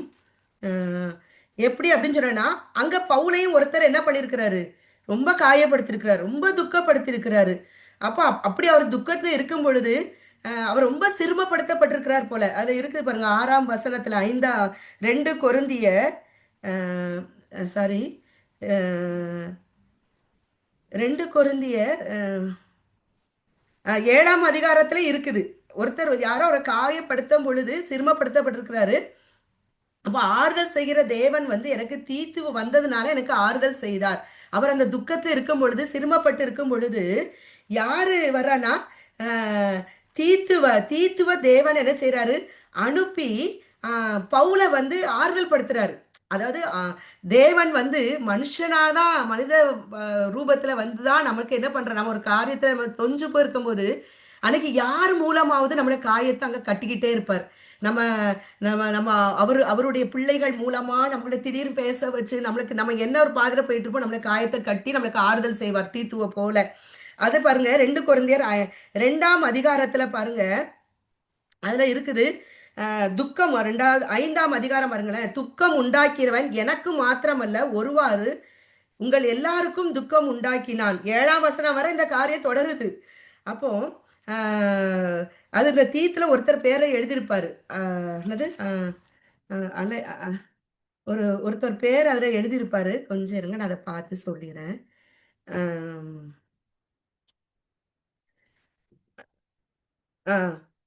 தீத்து 1ஆம் அதிகாரம் 20வது வசனத்துல, இமேனேயும் அலெக்சாந்தரும் அப்படிப்பட்டவர்கள், அவர்கள் தூசியாதபடி சிட்சிக்கப்பட அவர்களை சாத்தானிடத்தில் ஒப்பு கொடுத்தேன்னு சொல்லிட்டு அவங்க என்ன பண்ண, அவரோட விசுவாசமாகிய கப்பலை சேதப்படுத்தி இருக்காங்க. துக்கப்படுத்தி ஒருத்தவங்க நம்மளை துக்கப்படுத்தும் போதுதான் நம்ம இருக்கிற விசுவாசத்தை வெளியே வந்துடுவோம். அப்ப அவருக்கு இந்த ஒரு அனுபவம் அங்க நடந்திருக்குது. அப்ப அதுதான் இங்க நான் அவரை தான் நினைக்கிறேன், அந்த நபரை தான் இங்க நான் நினைச்சுக்கிறேன். அப்போ அவர் என்ன சொல்றாரு, 7வது வசனத்துல பாருங்க, 2 கொரிந்தியர் 2:7 பாருங்க. ஆஹ் நான் உங்கள் எல்லார் மேலும் அதிக பாரம் சுமத்தாதபடிக்கு இதை நான் சொல்லுகிறேன். அப்படிப்பட்டவனுக்கு அநேகரால் உண்டான இந்த தண்டனையே போதும். ஆதலால் அவன் அதிக துக்கத்தில் அமிழ்ந்து போகாதபடிக்கு நீங்கள் அவனுக்கு மன்னித்து ஆறுதல் செய்ய வேண்டும். அந்தபடி உங்கள் அன்பை அவனுக்கு காண்பிக்கும்படி உங்களை வேண்டிக் கொள்ளுகிறேன் அப்படின்னு சொல்லிட்டு எவனுக்கு நீங்கள் மன்னிக்கிறீர்களோ அவனுக்கு நானும் மன்னிக்கிறேன். மேலும் எதை நான் மன்னித்திருக்கிறேனோ அதை உங்கள் நிமித்தம் கிறிஸ்துனுடைய சன்னிதானத்திலே மன்னித்திருக்கிறேன். சாத்தானாலே நாம் மோசம் போகாதபடிக்கு அப்படி செய்தேன். அவனுடைய தந்திரங்கள் நமக்கு தெரியாதவைகள் அல்லவே. அப்போ இது என்னதுன்னா, நம்ம மன்னிக்கல, நம்ம வந்து ஒருத்தவங்களை மன்னிக்காம இருக்கிறோம்னா அது பிசாசின் தந்திரம். அப்போ அவர் என்ன சொல்றாரு, நீங்க அவனை மன்னிச்சிட்டனா நம்ம அவனோட தந்திரத்துக்கு நம்ம தப்பிடுவோம், நம்ம மோசம் போக மாட்டோம். அப்ப இதை வந்து ஆவியானவர் வந்து என்ன பண்ணியிருக்கிறாரு, அது அழகா அந்த இடத்துல வந்து நமக்கு அத என்ன நமக்கு அதுல எழுதியிருக்கிறாரு இந்த காரியங்கள். அப்போ அதுதான். அப்போ அந்த மன்னிக்கிறது எதுக்குன்னா, நம்ம வந்து கசப்புல இருந்து வெளியே வரக்கும் சாத்தாண்ட தந்திரம் இதுக்கு அடுத்தது இது பெரிய பிரச்சனையா மாத்திடுவான். இது ஜென்ம பகையா கொண்டு போயிடுவான். அப்போ நம்ம அதை மன்னிக்கிறதுக்கு அப்போ அது 2 காரியம் இருக்குது. என்ன நான் அதை நம்ம வாழ்க்கையை நான் நிறைய இதை யோசிக்கும் போது 2 காரியம் இருக்கு. என்ன சொன்னா, மன்னிச்சுட்டேன்னு சொல்லுவோம், ஆனா வெளியே வெறுப்பா காட்டிட்டே இருப்போம். இன்னொன்று என்னதுன்னா, நம்ம அவங்க கூட ஒரு லெவலில் ஆண்டு நிற்க வச்சிருவாரு. போய் ரொம்பலாம் விழுந்துட்டு இருக்குன்னு வைக்க மாட்டேன். ஆனால் இருதயத்தில் நமக்கு என்ன கொடுத்துருவாருன்னா, அவங்கள குறிச்ச கசப்படுத்திருவாரு. அவங்களுக்காக ஜெபிக்கவும் ஆத்ம பாரத்தை கொடுத்துருவாரு. இதில் எது பெஸ்ட்டுனா 2வது காரியம், நம்ம ஒரு லெவலில் நின்றுக்கிட்டு அவங்களுக்காக ஜெபிக்கிறோம் இல்லையா, ஒரு சமாதானம் செய்கிற பிள்ளையா மாற்றுங்க அப்படின்னு நம்ம கேட்கும் பொழுது நம்ம இது அவருக்கு பிரியமான ஒரு ஜெபம். கண்டிப்பாக அந்த காரியம் அவர் கண்டிப்பாக அது நமக்கு நிறைவேற்றி கொடுப்பார். ஸோ இந்த மாதிரி காரணம் ஒரு இடத்துல நின்றுட்டு அவங்களை நினைக்கும் போது இதயத்தினுக்கு கசப்படக்கூடாது, கோவம் வரக்கூடாது, எரிச்சல் வரக்கூடாது. அப்போ அந்த இதை தான் தேவன் விரும்புகிறார். நான் சமாதானம் ஆயிட்டேன் அப்படின்னு சொல்லிட்டு பகையை வச்சுட்டு சமாதானம் ஆகுறது மாயை, பொய். அது வந்து புளிப்பான அப்பத்துக்கு சமமான காரியங்கள். அப்போ இந்த காரியங்கள் அப்போ இதெல்லாம் என்னது, துர்க்குணம் சொல்லிட்டு வேதம் சொல்லுகிறது. ஏன்னு சொன்னா 30வது வசனத்துல இதுக்கு இன்னும் நான் கொஞ்சம் சில காரியங்கள் உங்கள்கிட்ட காட்டிறேன். கலாத்தியர் 5:26 கொஞ்சம் எடுத்துக்கிருவோமா? கலாத்தியர் 5:26 நம்ம இப்ப கொஞ்ச நேரம் போல பார்த்தோம். கலாத்தியர் 5:26 வீண் புகழ்ச்சியை விரும்பாமலும் ஒருவரை ஒருவர் கோபம் ஊட்டாமலும் ஒருவர் மேல் ஒருவர் பொறாமை கொள்ளாமலும் இருக்க கடவோம். நம்ம என்னைக்கு நமக்கு வீண் புகழ்ச்சியை நம்ம விரும்புகிறோமோ, என்னைய வந்து பெருமையா பேசணும், நான் தான் இதை செய்தேன்னு எல்லாரும் சொல்லணும், என்னால தான் அப்படின்னு நானோ நம்மளோ இந்த காரியத்தை நம்ம நினைக்கும் பொழுது அது என்னதான் மாறும்னு சொன்னா, ஒரு புளிப்புள்ள அது அப்பம். அது அப்படி நினைக்கும் போது அங்க கர்த்தருடைய நாமம் மகிமைப்படாத இடங்கள்ல எல்லாமே ஒரு சமாதானமோ ஒரு சந்தோஷமோ இருக்காது. அந்த இடத்துல என்ன வந்துரும்னா விரோதமும் கலகம் தான் வரும். யாக்கோபு 4ஆம் அதிகாரத்திலேயா அங்க யாக்கோபுல இருக்கு இல்லையா, அந்த காரியங்கள் தான் 3ஆம் அதிகாரத்திற்கு அதுதான் அங்க காணப்படுமே ஒழிய வீண் புகழ்ச்சி வந்து தேவனுடைய நாம மகிமைக்காக இருக்கிறது. வீண் புகழ்ச்சியை தேடுகிறவன் எப்படி இருப்பானா, அநீதி உள்ளவனா இருப்பான். அவன்கிட்ட உண்மை இருக்காது, பொய்யை தான் பேசுவான். தன்னோட சொந்தத்துல இருந்து பேசுறதுதான் பிசாசுட காரியங்கள். அப்ப இப்படிப்பட்ட காரியங்கள் என்னிடத்துல காணப்படுகிறதா, நான் எனக்குரிய மகிமையை தேடுறேனா, நான் செய்யற காரியத்தின் மூலம் தேவனுடைய மகிமை தேடுறேனா? எனக்குரிய மகிமை தேடுவேன் என்றால் நான் தேவனுடைய மகிமை, நான் மகிமைக்குரிய காரியத்தை நான் விட்டுருவேன். ஆத்துமாவை நான் விட்டுருவேன், இழந்துருவேன். அப்ப நான் இதுல எதை நான் தேடுறேன்? அந்த இடத்துல வந்து நம்ம செய்த நற்கிரிகள் மறைக்கப்படும். பொய்யான காரியங்கள் வந்து தலை தூக்கி அது எல்லாராலும் பெரிய பெரிய பெரிய பாராட்டுகளுக்குரியதா போயிட்டு இருக்கும். அந்த நேரத்தை பிசாசு சொல்லுவான், ஏய் நீ பேசு பேசு அப்படின்னு நம்மளே சொல்லுவான். அந்த நேரத்துல ஆவியான சொல்வாரு, அமைதியாயிரு, வாயை பொத்திட்டு அமைதியாயிரு, பரலோகத்துக்கு தெரிஞ்சா போதும் அப்படி நம்மள்ட்ட என்ன சொல்லுவாங்க. சொல்லும் பொழுது நான் செய்யற காரியம் என் தேவ மகிமைக்கென்று. அவங்க என்ன பண்ணாலும் சொன்னாலும் பரவாயில்ல, எது செஞ்சாலும் பரவாயில்ல, தேவனுக்கு தெரியும் நான் எந்த இடத்துல என்ன பண்ணியிருக்கேன், என்ன செஞ்சேன் அப்படின்னு அவருக்கு தெரிஞ்சா போதும். அவருடைய நாம மகிமைப்பட்டா போதும். இந்த தேவனுடைய காரியங்கள் உடனேலாம் வெளிப்படாது. அது வந்து அவர் பொறுத்து இருந்து அந்த காரியத்துக்குரிய பலன் அவர் நமக்கு தருவார். அடுத்தது பாத்தீங்கன்னா வீண் புகழ்ச்சிய. அடுத்தது ஒருவரை ஒருவர் கோபம் ஊட்டுறது. கோபம் ஊட்டுனாலே அங்க என்ன தரும், புளிப்புள்ள அப்போ அந்த கோபம் என்ன செய்யும், அப்படி ஈஸியா ஒவ்வொருத்தருக்கும் என்ன செய்யும், இலவசமாக பற்றி கொள்ளும். இலவசமா போயிட்டே இருக்கும் எல்லாருக்கும் அந்த கோபம். ஒருத்தர் இருந்து எதுக்குதான் கோபப்படுறோன்னு தெரியாமலேயே கோபம் ஒருத்தருக்கு என்ன செய்யுது, போயிட்டே இருக்கும். அப்ப இது ஒரு புளிப்புள்ள அப்பம். ஒருவர் மேல் ஒருவர் பொறாமை கொள்ளாமலும் இருக்க கடவோம். அதாவது பொறாமை அப்படிங்கிறது ஆதிலிருந்து வந்துட்டு இருக்கு. காயின் பொறாமை கொண்டான், சவுல் பொறாமை கொள்றாரு, பவுலே சொல்றாரு பொறாமையினாலதான் எல்லாரும் சுவிசேஷத்தை அறிவிக்கிறாங்க. நான் அறிவிக்கிறதுனால நிறைய பேர் வந்து இயேசுவின் அன்புனால அறிவிக்கல. பவுல் எப்படி பண்ணலாம், நானும் பண்ணுவேன் அந்த மாதிரி. அப்ப அவர் சொல்றாரு, எப்படி பண்ணாலும் அவனுடைய சுவிசேஷம் 4 பேருக்கு போட்டும்பா அப்படிங்கிற மாதிரி என்ன சொல்றாரு, பவுல் சொல்றாரு. அப்போ பொறாமைங்கிறது ஒரு பெரிய எலும்புருக்கி. அது ஒரு மனுஷன் எலும்பு உருகி போயிட்டாலே மனுஷன் செத்து போயிடுவான். அங்கதான் நமக்கு இல்லை, அதான் நினமும், நம்முடைய நினமே அங்கதான் இருக்கு, ரத்தமே அங்கதான் இருக்குது. அப்போ அந்த ரத்தமே பாதிக்கப்படுதுன்னா, அந்த எலும்பு மஜ்ஜை வந்து பாதிக்கப்படுதுன்னா ஒரு மனுஷனுக்கு சாவுதான். அப்போ பொறாம நமக்குள்ள இருந்ததுன்னா, என்னை விட இவங்கள அப்ரிஷியேட் பண்ணிட்டாங்களே, இவங்கள இப்படி சொல்லிட்டாங்களே, இவங்க நான் தான் நல்லா, ஏன்னா இதுதான் சவுளுடைய பிரச்சனை. சவுளை என்ற குமாரனேன்னு சொன்னா, அவங்க அப்பாட்ட என்ன சொன்னாரு, இல்ல இல்ல அவன் என் முன்னாலே இருக்கட்டும், அவன் இருந்தனாலதான் எனக்கு ரொம்ப அது பீஸ்ஃபுல்லா இருக்குது, நான் நல்லா சந்தோஷமா இருக்கேன் அப்படின்னு சொல்லிட்டு சொன்ன நபரு அடுத்த அதிகாரத்துல நீங்க போகும்போதே பார்க்கலாம். 1 சாமுவேல் 18ஆம் அதிகாரத்துல நம்ம போகும்போதே பார்த்துடலாம்.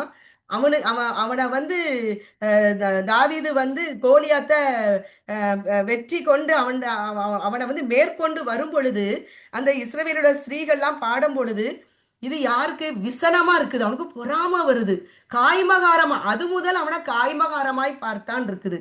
அப்போ ஒருத்தவங்களை வந்து அங்க வந்து தாவீத வந்து மக்கள், அவன் தாவீது வந்து கர்த்தரை நம்பி அந்த இடத்துக்கு போனான், கர்த்தருடைய நாமத்தினால் அந்த இடத்துல போனனால அந்த வெற்றி.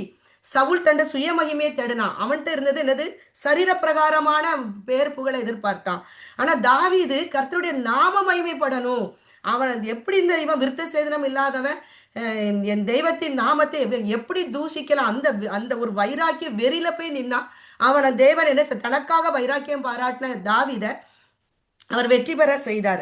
அப்போ அந்த எரிச்சல் வந்து பொறாமை காய்மகாரமா பார்த்து அவன் என்ன பண்றான், தாவீத பெலிஸ்தன் கையில விழ பண்ணிடணும், அவன் நான் கொன்னா அது பழி, கடவுளுக்கு நான் கணக்கு கொடுக்கணும், அதனால நான் நைஸா என்ன பண்ணலாம், இவனை வந்து போர் முனையில பெலிஸ்தர் கையில விழ வைக்கணும்னு சொல்லிட்டு நீங்க பாத்தீங்கன்னா 25வது வசனம் 17, 28, 29 இதெல்லாம் நீங்க வாசித்து பாத்தீங்கன்னா அவனை வந்து என் கை அல்ல பெலிஸ்தரின் கை அவன் மேல் விழட்டும் அப்படின்னு சொல்லிட்டு நீங்க வாசித்து பாத்தீங்கன்னா அந்த எல்லா காரியம் அது இருக்குது. அப்போ இப்படிப்பட்ட காரியங்கள் இந்த மாதிரி என்னிடத்துல அந்த பொறாமை இருக்கிறதா, ஒருத்தவங்களை வந்து அப்ரிஷியேட் பண்ணும்போது என்னுடைய மனநிலை எப்படி இருக்கிறது, இதை தெய்வம் பார்க்கிறாரு. அப்போ இந்த மனநிலை எப்படி, அது நம்ம கர்த்தருடைய பிள்ளைகளா இருக்கும்போது அந்த மனநிலை எப்படி இருக்கணும்னா, தேவன் ஒவ்வொருத்தரையும் அவங்களுக்கு கொடுத்த தாளந்துகளில் என்ன செய்யறாரு? பயன்படுத்துறார். ஒருத்தருக்கு 5 தாளந்து, ஒருத்தருக்கு 2 தாளந்து கொடுக்குறார், ஒரு ஆளுக்கு 1 தாளந்து கொடுத்துருக்கிறார். எனக்கு கொடுத்த தாளந்துல நான் எப்படி அவருக்கு நான் உண்மையா இருக்கேன்? நான் அவருக்காக நான் என்னதை செஞ்சிருக்கேன்?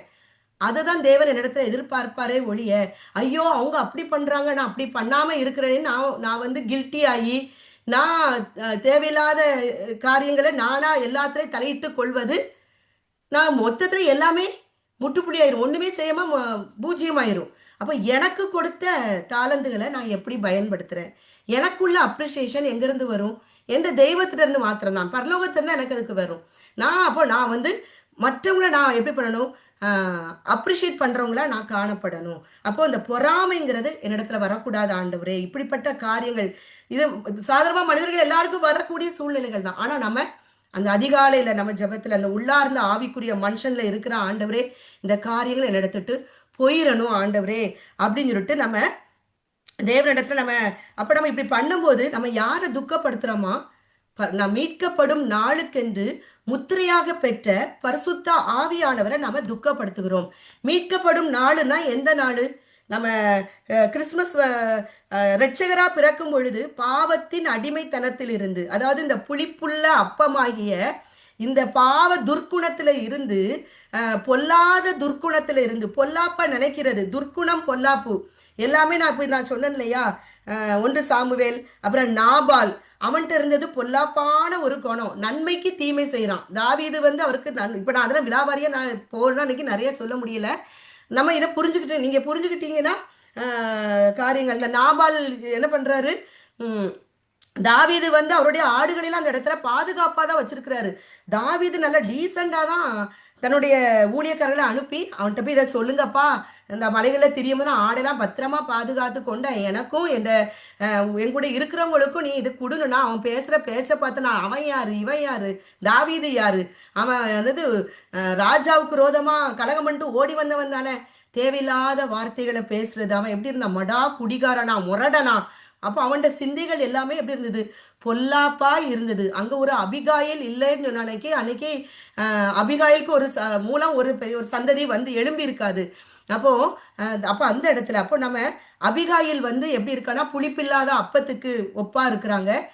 நாபால் வந்து புளிப்புள்ள அப்பத்துக்கும் ஒப்பா இருக்கிறான். அதே போல சவுல் புளிப்புள்ள அப்பத்துக்கும், தாவீது புளிப்பில்லாத அப்பத்துக்கும் ஒப்பா இருக்கிறத நம்ம அந்த பகுதிகளை நம்ம வாசிக்கும் பொழுது உணர்த்தப்படும் பொழுது, நான் சவுலா இருக்கிறேனா தாவீதா இருக்கிறேனா, நான் வந்து நாபாலா இருக்கிறேனா, நான் அபிகாயலா இருக்கிறேனா, நான் ஆபேலா இருக்கிறேனா, நான் காயினா இருக்கிறேனா, அந்த மாதிரி நான் வந்து லோத்துவா இருக்கிறேனா, நான் ஆபிரகாமா இருக்கிறேனா.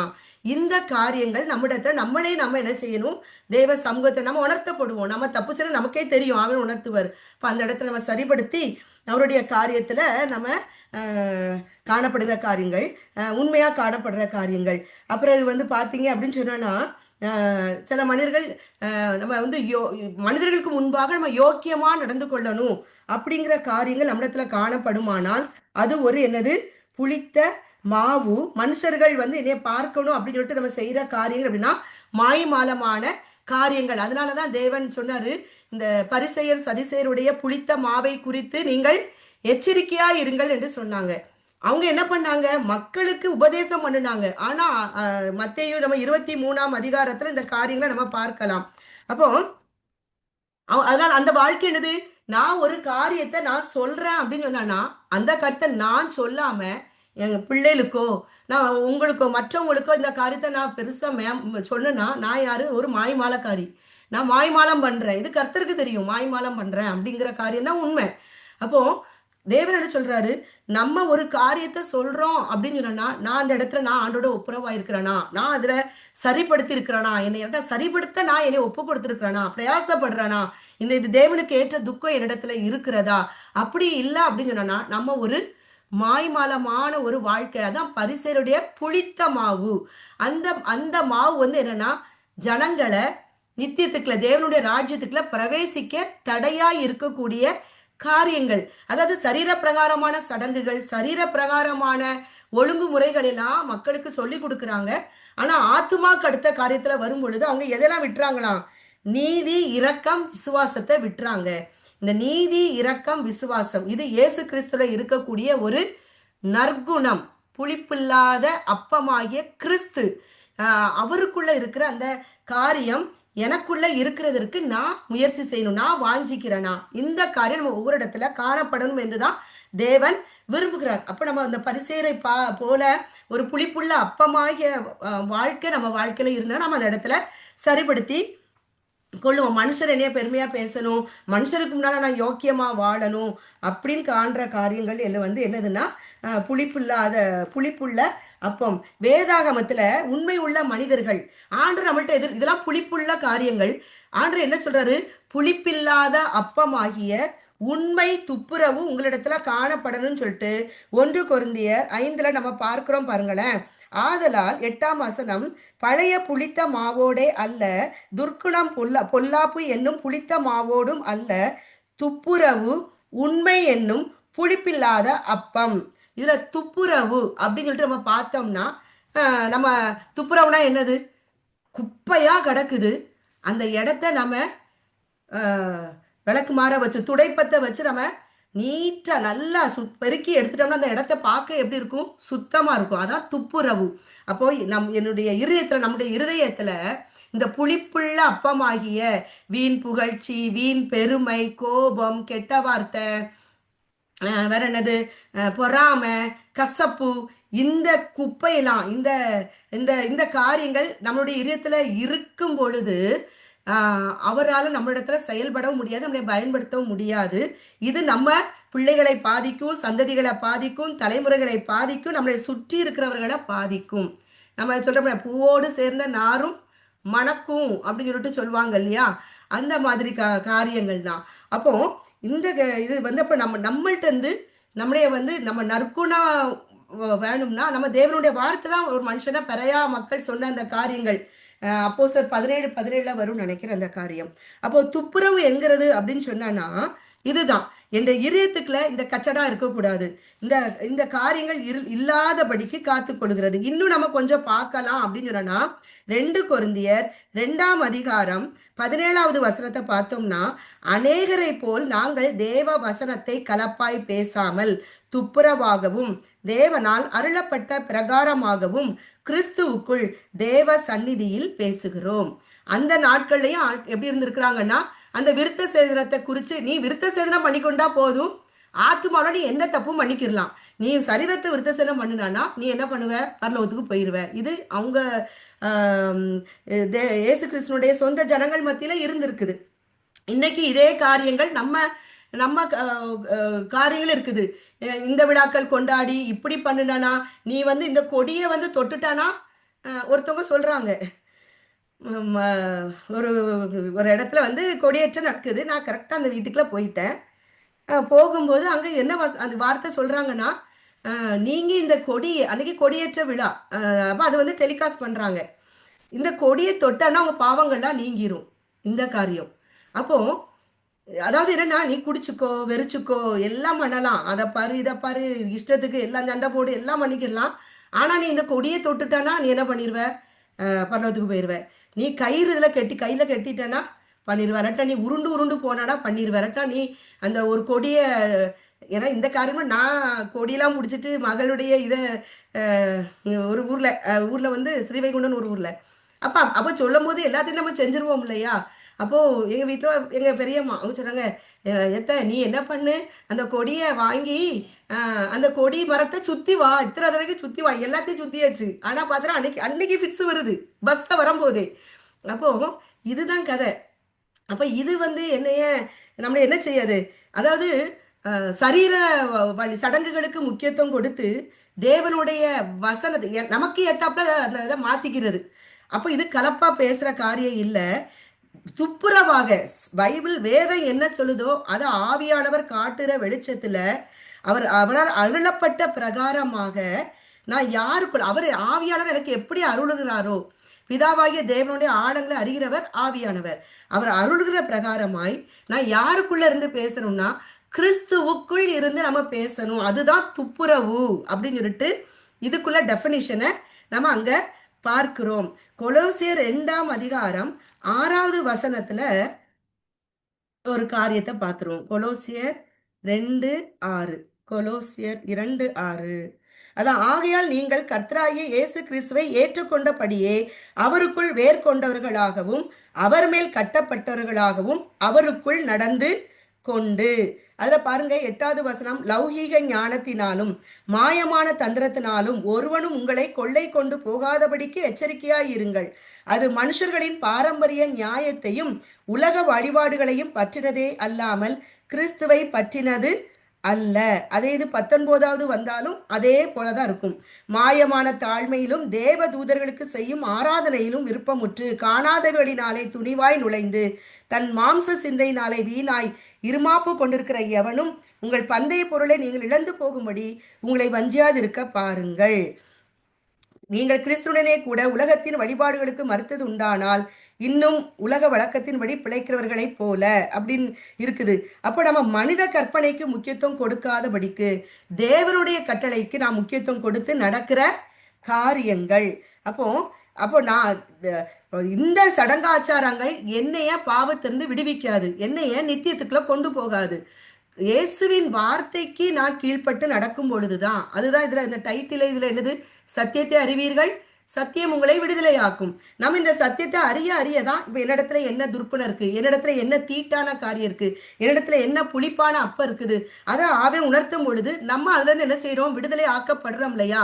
அப்ப நம்ம அதுக்கு கீழ்ப்படுகிற காரியம். நான் இருந்து வெளியே வர ஆசைப்படுற ஆண்டவரே, தேவனே இது உங்களை துக்கப்படுத்துற காரியமா இருக்கிற, வெளியே வந்துடட்டும் ஆண்டவரே. இந்த காரியங்கள் தான் நம்மளை என்ன செய்யும், பரிசுத்தமாக்கும். சத்திய வசனம் தான் நம்மளே பரிசுத்தமாக்கும். அப்ப நமக்கு உணர்த்துற காரியங்கள் நம்ம ஆத்மாவுக்கு அடுத்த காரியங்கள் நம்ம பார்த்தோம் அப்படின்னு சொன்னா, அந்த விபச்சாரத்துல கையும் மெய்யுமாக பிடிக்கப்பட்ட பெண்ணை வந்து இயேசுக்கு முன்னால கொண்டு நிப்பாட்டினாங்க. எல்லாரும் எரிஞ்சாங்க, கல்லை எரிஞ்சாங்க.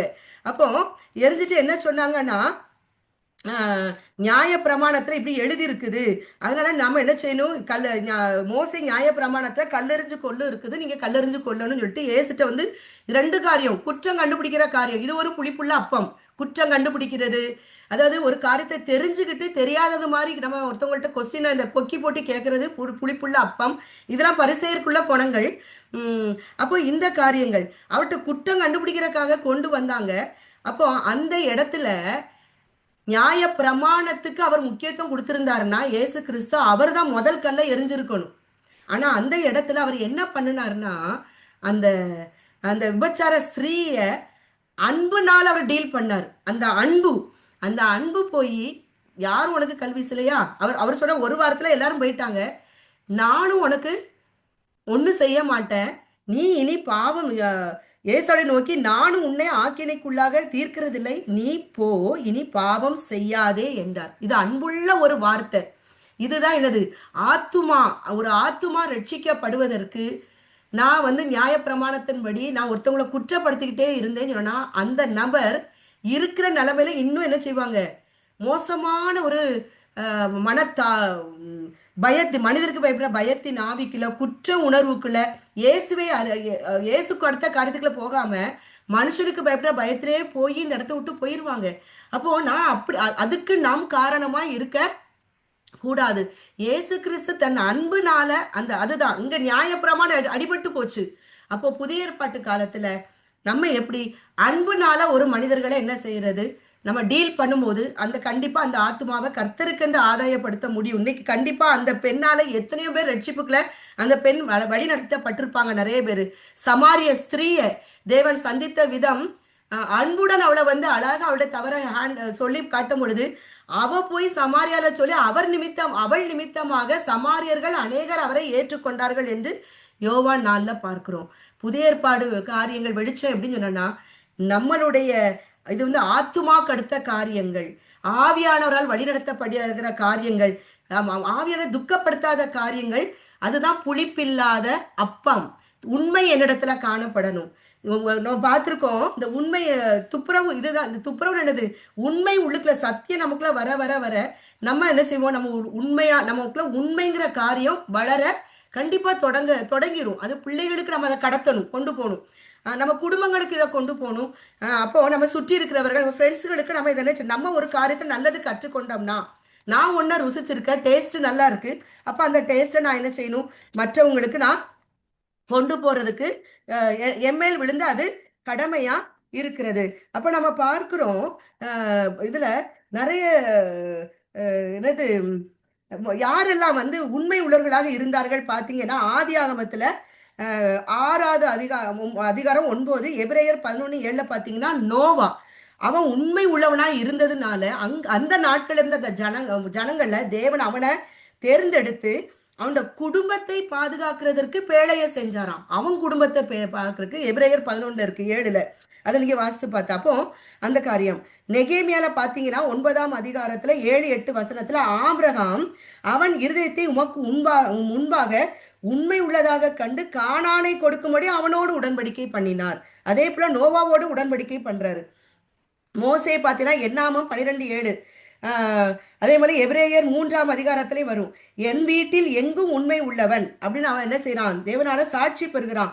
அவனோடு தேவன் நினைச்சு அவனை கொண்டு அவன் மூலமா இஸ்ரவேல் ஜனங்களோடு தேவன் ஒரு உடன்படிக்கை செய்கிறார். அடுத்தது பார்த்தீங்கன்னு சொன்னானா தானியேலை பார்க்கிறோம், நம்ம தாவீதை பார்க்கிறோம். நம்ம அவன் இஸ்ரவேலை தன் இருதயத்தின் சங்கீதம் 78-71 71-72 வசனங்கள். இஸ்ரவேலை தன் இதயத்தின் உண்மையின்படியே மேய்த்து தன் கைகளின் திறமையினால் அவனை நடத்தினான். சங்கீதம் 89:3 பார்த்தனா தேவன் தாவீதோடு உடன்படிக்கை பண்றாரு. தானியேல் 6:4 அவன் உண்மை உள்ளவனாய் இருந்தபடினால் அவன் மேல் சுமத்த யாதொரு குற்ற குறையும் காணப்படவில்லை. தானியலின் காரியம் ஜெயமாய் இருந்தது. எபிரேயர் 3:2 6ஆம் வசனத்துல பார்த்தோம்னா தம்மை ஏற்படுத்தினவருக்கு அவர் உண்மையுள்ளவராய் இருக்கிறார். கிறிஸ்துவருடைய வீட்டிற்கு மேற்பட்டவரான குமாரனாக உண்மையுள்ளவராய் இருக்கிறார்.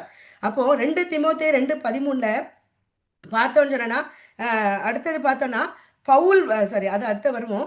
பவுல் பாருங்க 1 தீமோத்தேயு 1:12 என்னை உண்மை உள்ளவன் என்று இந்த ஊழியத்திற்கு ஏற்படுத்தியபடினால் அவரை நான் ஸ்தோத்தரிக்கிறேன். நம்ம பார்த்த எல்லா காரியங்களையும் பாருங்க, யாரை எல்லாம் தேவன் உண்மை உள்ளவர்கள் என்று கண்டாரோ அவங்களை எல்லாம் அந்த இடத்துல இருந்து அவர் என்ன பண்ணியிருக்கிறாரு, தெரிந்தெடுத்து அவங்க கையில ஒரு காரியத்தை கொடுத்திருக்கிறாரு, அவங்களோட உடன்படிக்கை பண்ணிருக்கிறாரு. அவங்க மூலமாக ஜனங்கள் ஆசீர்வதிக்கப்படுறாங்க. இதே போல நம்மளை தேவன் தெரிந்தெடுத்திருக்கிறாருன்னா அதுக்கு ஒரு நோக்கம் இருக்கிறது. அப்போ தேவன்கிட்ட நம்ம ஒவ்வொரு நாளும் அது ஆண்டவரே நாங்க எப்பொழுதும் நாங்க மரண பரியந்த ஆண்டவங்க உமக்கு உண்மையா இருக்கிற ஒரு பிள்ளையாக எங்களை ஆசீர்வதிங்க. எங்கள் பிள்ளைகளை, சந்ததிகளை, தலைமுறைகளை, எங்களோடு உடன் பிறந்தவர்களை, எங்கள் பெற்றோடு உடன் பிறந்தவர்களை, எங்கள் எல்லைகளுக்கு உட்பட்டவர்களை, எங்கள் ஃப்ரெண்ட்ஸ்மார்களை ஆண்டவரே இந்த பாக்கியத்தை எங்கள் ஒவ்வொருவருக்கும் கொடுங்கப்பா. சரீரமாகிய சபையில் இருக்கிற ஒவ்வொரு விசுவாச குடும்பங்களுக்கும் கொடுங்கப்பா.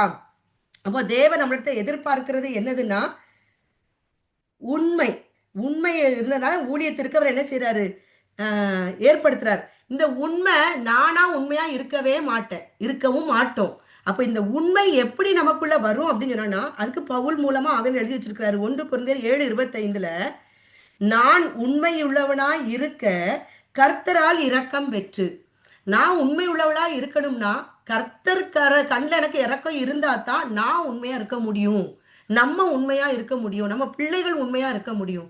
அப்ப அவருடைய இரக்கத்தினாலதான், நம்முடைய நீதியின் கிரிகளினால் அல்ல. தீமோத்தேயு 3ஆம் அதிகாரத்துல இருக்குல்ல, நம்முடைய ரட்சிப்பு எப்படின்னா நம்முடைய நீதியின் பிரகாரம் கிரிகளினால் அல்ல, அவருடைய மிகுந்த இரக்கத்தினாலதான். அவருடைய இரக்கத்தினாலதான் நம்ம நம்மளை அவரை ரட்சித்திருக்கிறார். அப்ப அவருடைய இரக்கத்தினாலதான் நம்ம உண்மையுள்ளவர்களா இருக்கிறோம். மோசையா இருக்கலாம், இப்ப நம்ம பார்த்த இந்த குணா பாத்திரங்கள் எல்லாருமே அன்னை மரியாள் அவங்க தேவனுக்கு முன்பாக உண்மை உள்ளவர்களா இருந்தனால தான் அந்த ஒரு பெரிய பாக்கியம், ரட்சிப்பின் ஊழியத்தை செய்த முதல் பெண்மணியே அவங்கதான். அவங்கள தேவன் என்ன செய்யறாரு, தெரிந்தெடுக்கிறார். அப்போ இன்னைக்கும் நம்மளையும் ஒவ்வொருவரையும் தேவன் நம்மளே தெரிந்தெடுத்திருக்கிறாரு. ஏன்னா எதுக்காக இப்ப பாத்தீங்கன்னா யாத்ராகமத்தை நம்ம பார்க்கிறோம். 12ஆம் அதிகாரத்துல அந்த எகிப்துல இருந்து அவங்க எல்லாரும் அந்த கடைசி வாதைக்கு அப்புறம் வெளியே வர்றாங்க. 33 நம்ம பார்க்கிறோம். எகிப்தியர் அதான் கடைசியா சங்காரம் பண்றாருல தலைச்சன் பிள்ளைகள் எல்லாம்.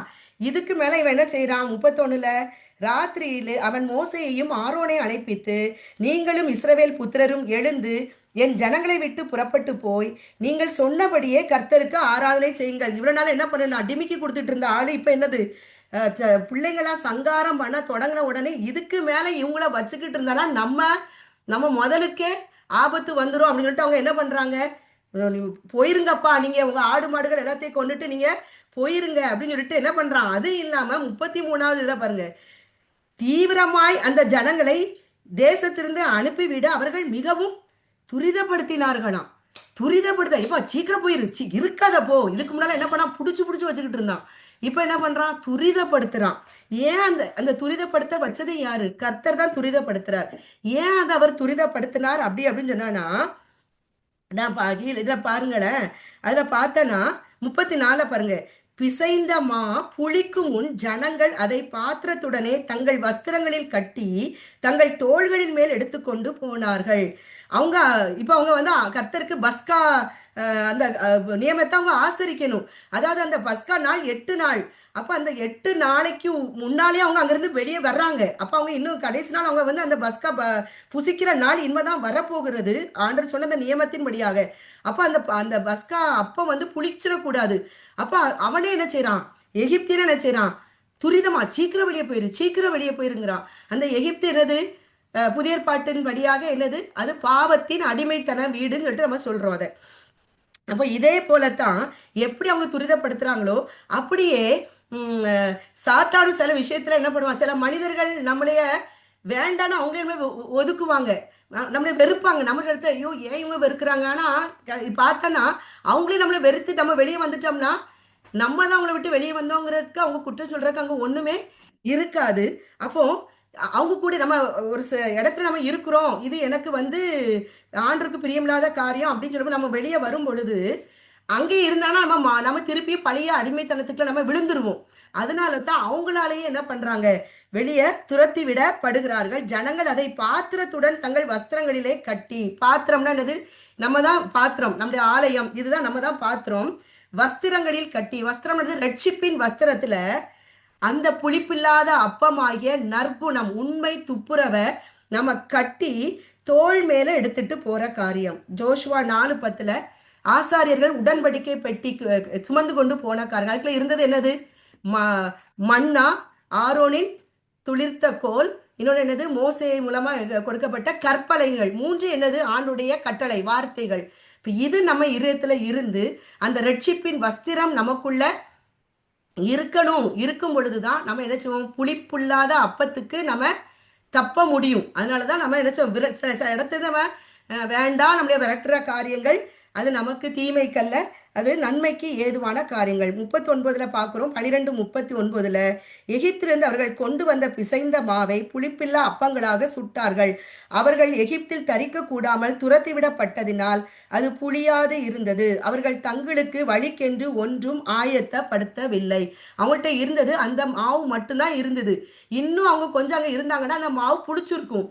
அவங்க வந்து தேவன் சொன்ன அந்த 8வது நாள் இந்த இந்த காரியத்தை அவங்க செஞ்சிருக்கவே முடியாது. அப்ப திருப்பி என்ன பண்ணிருக்கணும், அவங்க எகிப்துல உட்கார்ந்து இருக்கணும்.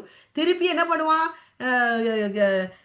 பார்வோன் இருந்து வேற மாதிரி மாறி இருக்கும். அட இந்த மக்கள் திருப்பியும் இங்கே, ஏன்னா அவங்க ஏற்கனவே சொன்ன ஆட்கள் தானே, ஐயோ நீ இங்க எதுக்கு கொண்டு வந்த மோசைட்ட, எங்களுக்கு இங்க பிரேத கூலி அங்க இல்லாமலே இங்க கொண்டு வந்த, அங்க அங்க என்னெல்லாம் சாப்பிட்டோம், எவ்வளவு மச்சங்கள் சாப்பிட்டோம், கொமட்டி காய்களை சாப்பிட்டோம், நீ எதுக்கு இங்க கொண்டு வந்த, எங்களைய பாலும் தேனும் ஓடுற தேசத்தை எங்களை கொண்டு வந்தீங்கன்ட்டு மோசைட்ட அவ்வளவு வாக்குவாதம் பண்ற நபர்களா ஆண்டருக்கு தெரியும் இவங்க எப்படி சொல்ல போறாங்கன்னு. அதனாலதான் அந்த இடத்த விட்டு என்ன செய்யற, அவங்களாலே துரத்து விடப்பட்டு. இதுதான் நம்மளுடைய வாழ்க்கையிலையும் இந்த காரியங்கள் காணப்படுகிறது. அன்னைக்கு எப்படி அந்த பஸ்கா புளிப்பில்லாத அப்பமாகி அந்த பஸ்காவை அவர்கள் புசித்தார்களோ, இன்று நமக்காக இயேசு கிறிஸ்து என்ன செய்யறாரு, வார்த்தையாகிய தெய்வம், யோவான் 1:1 வசனத்தின் படியாக ஆதிலே வார்த்தை இருந்தது, அந்த வார்த்தை தேவனோடு இருந்தது, அந்த வார்த்தை தேவனாய் இருந்தது. அதே இதுல 1:14 பார்க்கிறோம், அந்த வார்த்தை மாம்சமாகி கிருபையினாலும் சத்தியத்தினாலும் நிறைந்தவராய் நமக்குள் வாசம் பண்ணினார். 1 யோவான் 5ஆம் அதிகாரத்தை நம்ம பார்த்தோம் அப்படின்னு சொன்னா 6வது வசனத்துல அவர் மாம்சத்தோடும் இரத்தத்தோடும் ஜலத்தினால் வந்து பாருங்க, யோவான் 1 அது கொஞ்சம் வாசித்துருவோம்.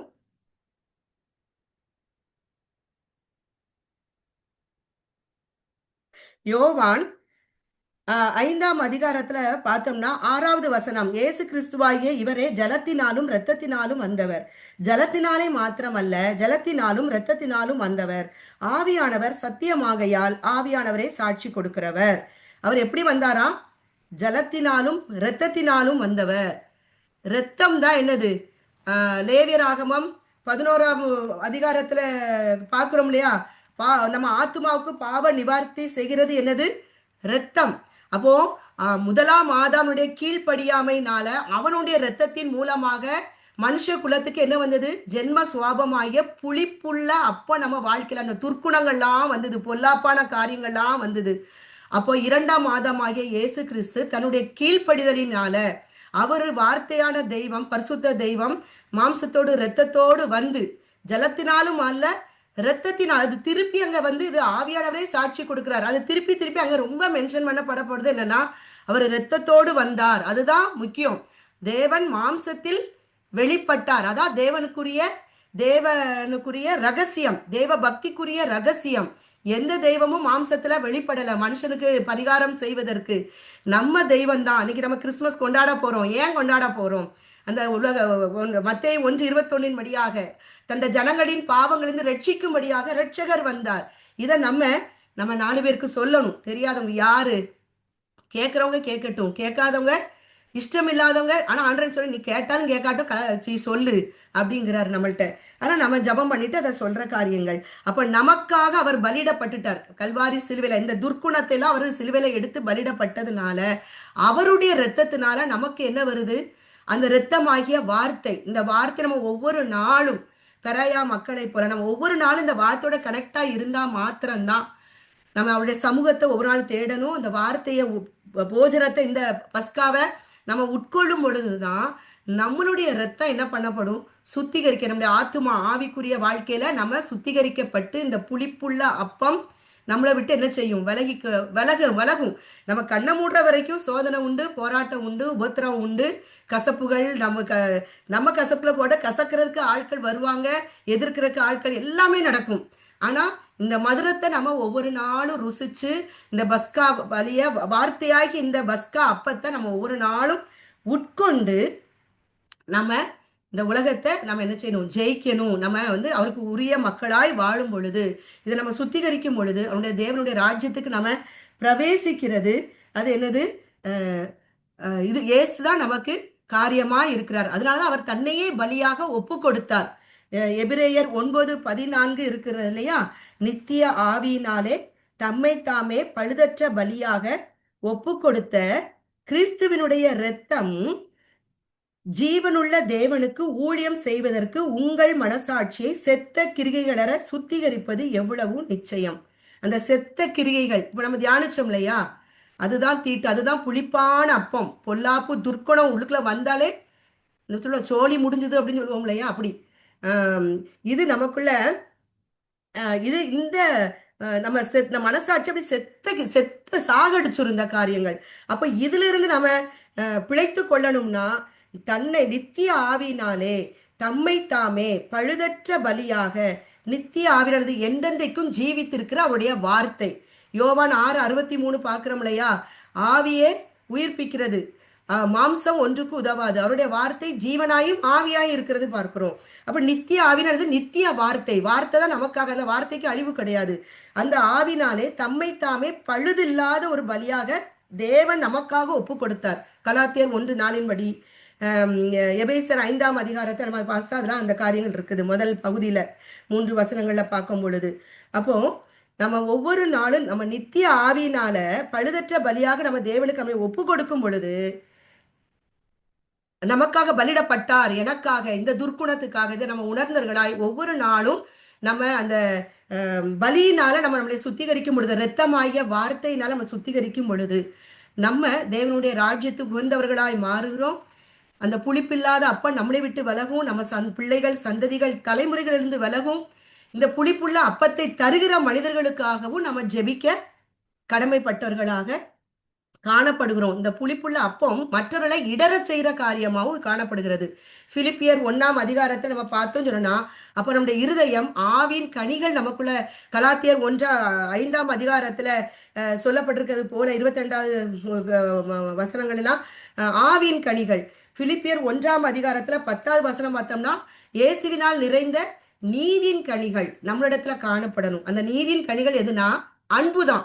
அன்புதான் நீதியின் கனி. ஏசிடத்திலிருந்து ஒன்னே ஒண்ணு அன்புதான். அந்த எப்படி அந்த சமாரிய பெண், உபச்சார பெண் அவர் பாவிகளை யாரு சகேயு, யாருமே அப்புறம் ஆயக்காரர்கள் எப்படி அன்புனால அவங்களெல்லாம் ஆதாயப்படுத்தி கொண்டது போல நம்மளும் அன்புனால மக்களை ஆதாயப்படுத்துவதற்கு நம்ம இயேசு கிறிஸ்துவிடம் நம்மளுடைய காரியத்துல மற்ற இடறி விடாதபடிக்கு நம்ம அந்த அன்பினால நிறைந்தவர்களாய் நம்ம அந்த புளிப்பில்லாத அப்பமாகிய உண்மை துப்புரவு நம்ம இடத்துல எப்பொழுது காணப்பட இயேசு கிறிஸ்துவிடத்துல ஒவ்வொரு நாளும் தேவனிடத்துல ஆவியனுடைய அந்த பலனை பெற்றுக்கொண்டு இந்த காரியத்தை நம்ம ஜெயமாக வாழுவோம். அநேகருக்கு ஆசீர்வாதமாக நம்மளை தேவன் எடுத்து பயன்படுத்துவாராக. கர்த்தருடைய நாமம் மாத்திரம் மகிமைப்படுவதாக. அவருக்கே, அவருடைய பரிசுத்த நாமத்துக்கும், அவருடைய பரிசுத்த வார்த்தைக்கும், அவருடைய வழிநடத்துதலுக்கே சகல துதி கன மகிமை மாட்சிமை நாங்கள் செலுத்துகிறோம். எங்கள் நல்ல தகப்பனே, இந்த வேளையிலும் நாங்கள் தியானிச்ச பிரகாரமாய் கர்த்தாவே ஆண்டவரே அப்பா ஸ்தோத்திரம், நான் மீட்கப்படும் நாளுக்கென்று ஆண்டவரே நீங்க மீண்டும் ஆண்டவரே 2ஆம் இசை வரும் பொழுது பாவம் இல்லாமல் ஆண்டவரே 2ஆம் இசை நீங்க வரும் பொழுது அப்பா தகப்பனே நீர் எங்களுக்காக வைத்திருக்கிற அந்த நித்திய மீட்பை நாங்கள் சுதந்திரிக்கிறதற்கு எங்களுக்கு தந்திருக்கிற பரிசுத்த ஆவியை நாங்க புளிப்புள்ள அப்பமாக எங்களுடைய கிரிகைகள் காணப்படாதபடிக்கு நாங்க அதிலிருந்து விடுதலையாகும்படியாக எங்களுக்காக தந்திரப்பட்ட பரிசுத்த ஆவியானவருடைய கீழ்ப்படுதலுக்கு, சத்தியத்துக்கு எங்களை கீழ்ப்படுத்த எங்களை ஒப்பு கொடுக்கிற ஆண்டவரே. நாங்கள் மனிதர்கள் அப்பா, தவறுவதற்கு நிறைய சந்தர்ப்பங்கள் எங்களுக்கு ஈஸியா இருக்குது ஆண்டவரே.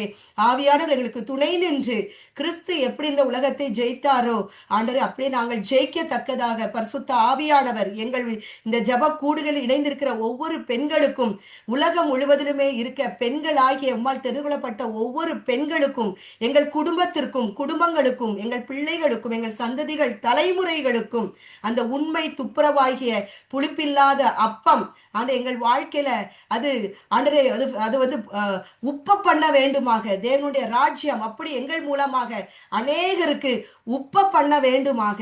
இயேசு கிறிஸ்துவின் நாமத்துல என் பரிசுத்த ஆவியனுடைய உதவி ஒத்தாசையுடனும் மனத்தாழ்மையுடன் அப்பா உம்மை கெஞ்சி மன்றாடுகிறோம் எங்கள் ஜீவன் உள்ள நல்ல தகப்பனே. ஆமேன், ஆமேன், ஆமேன்.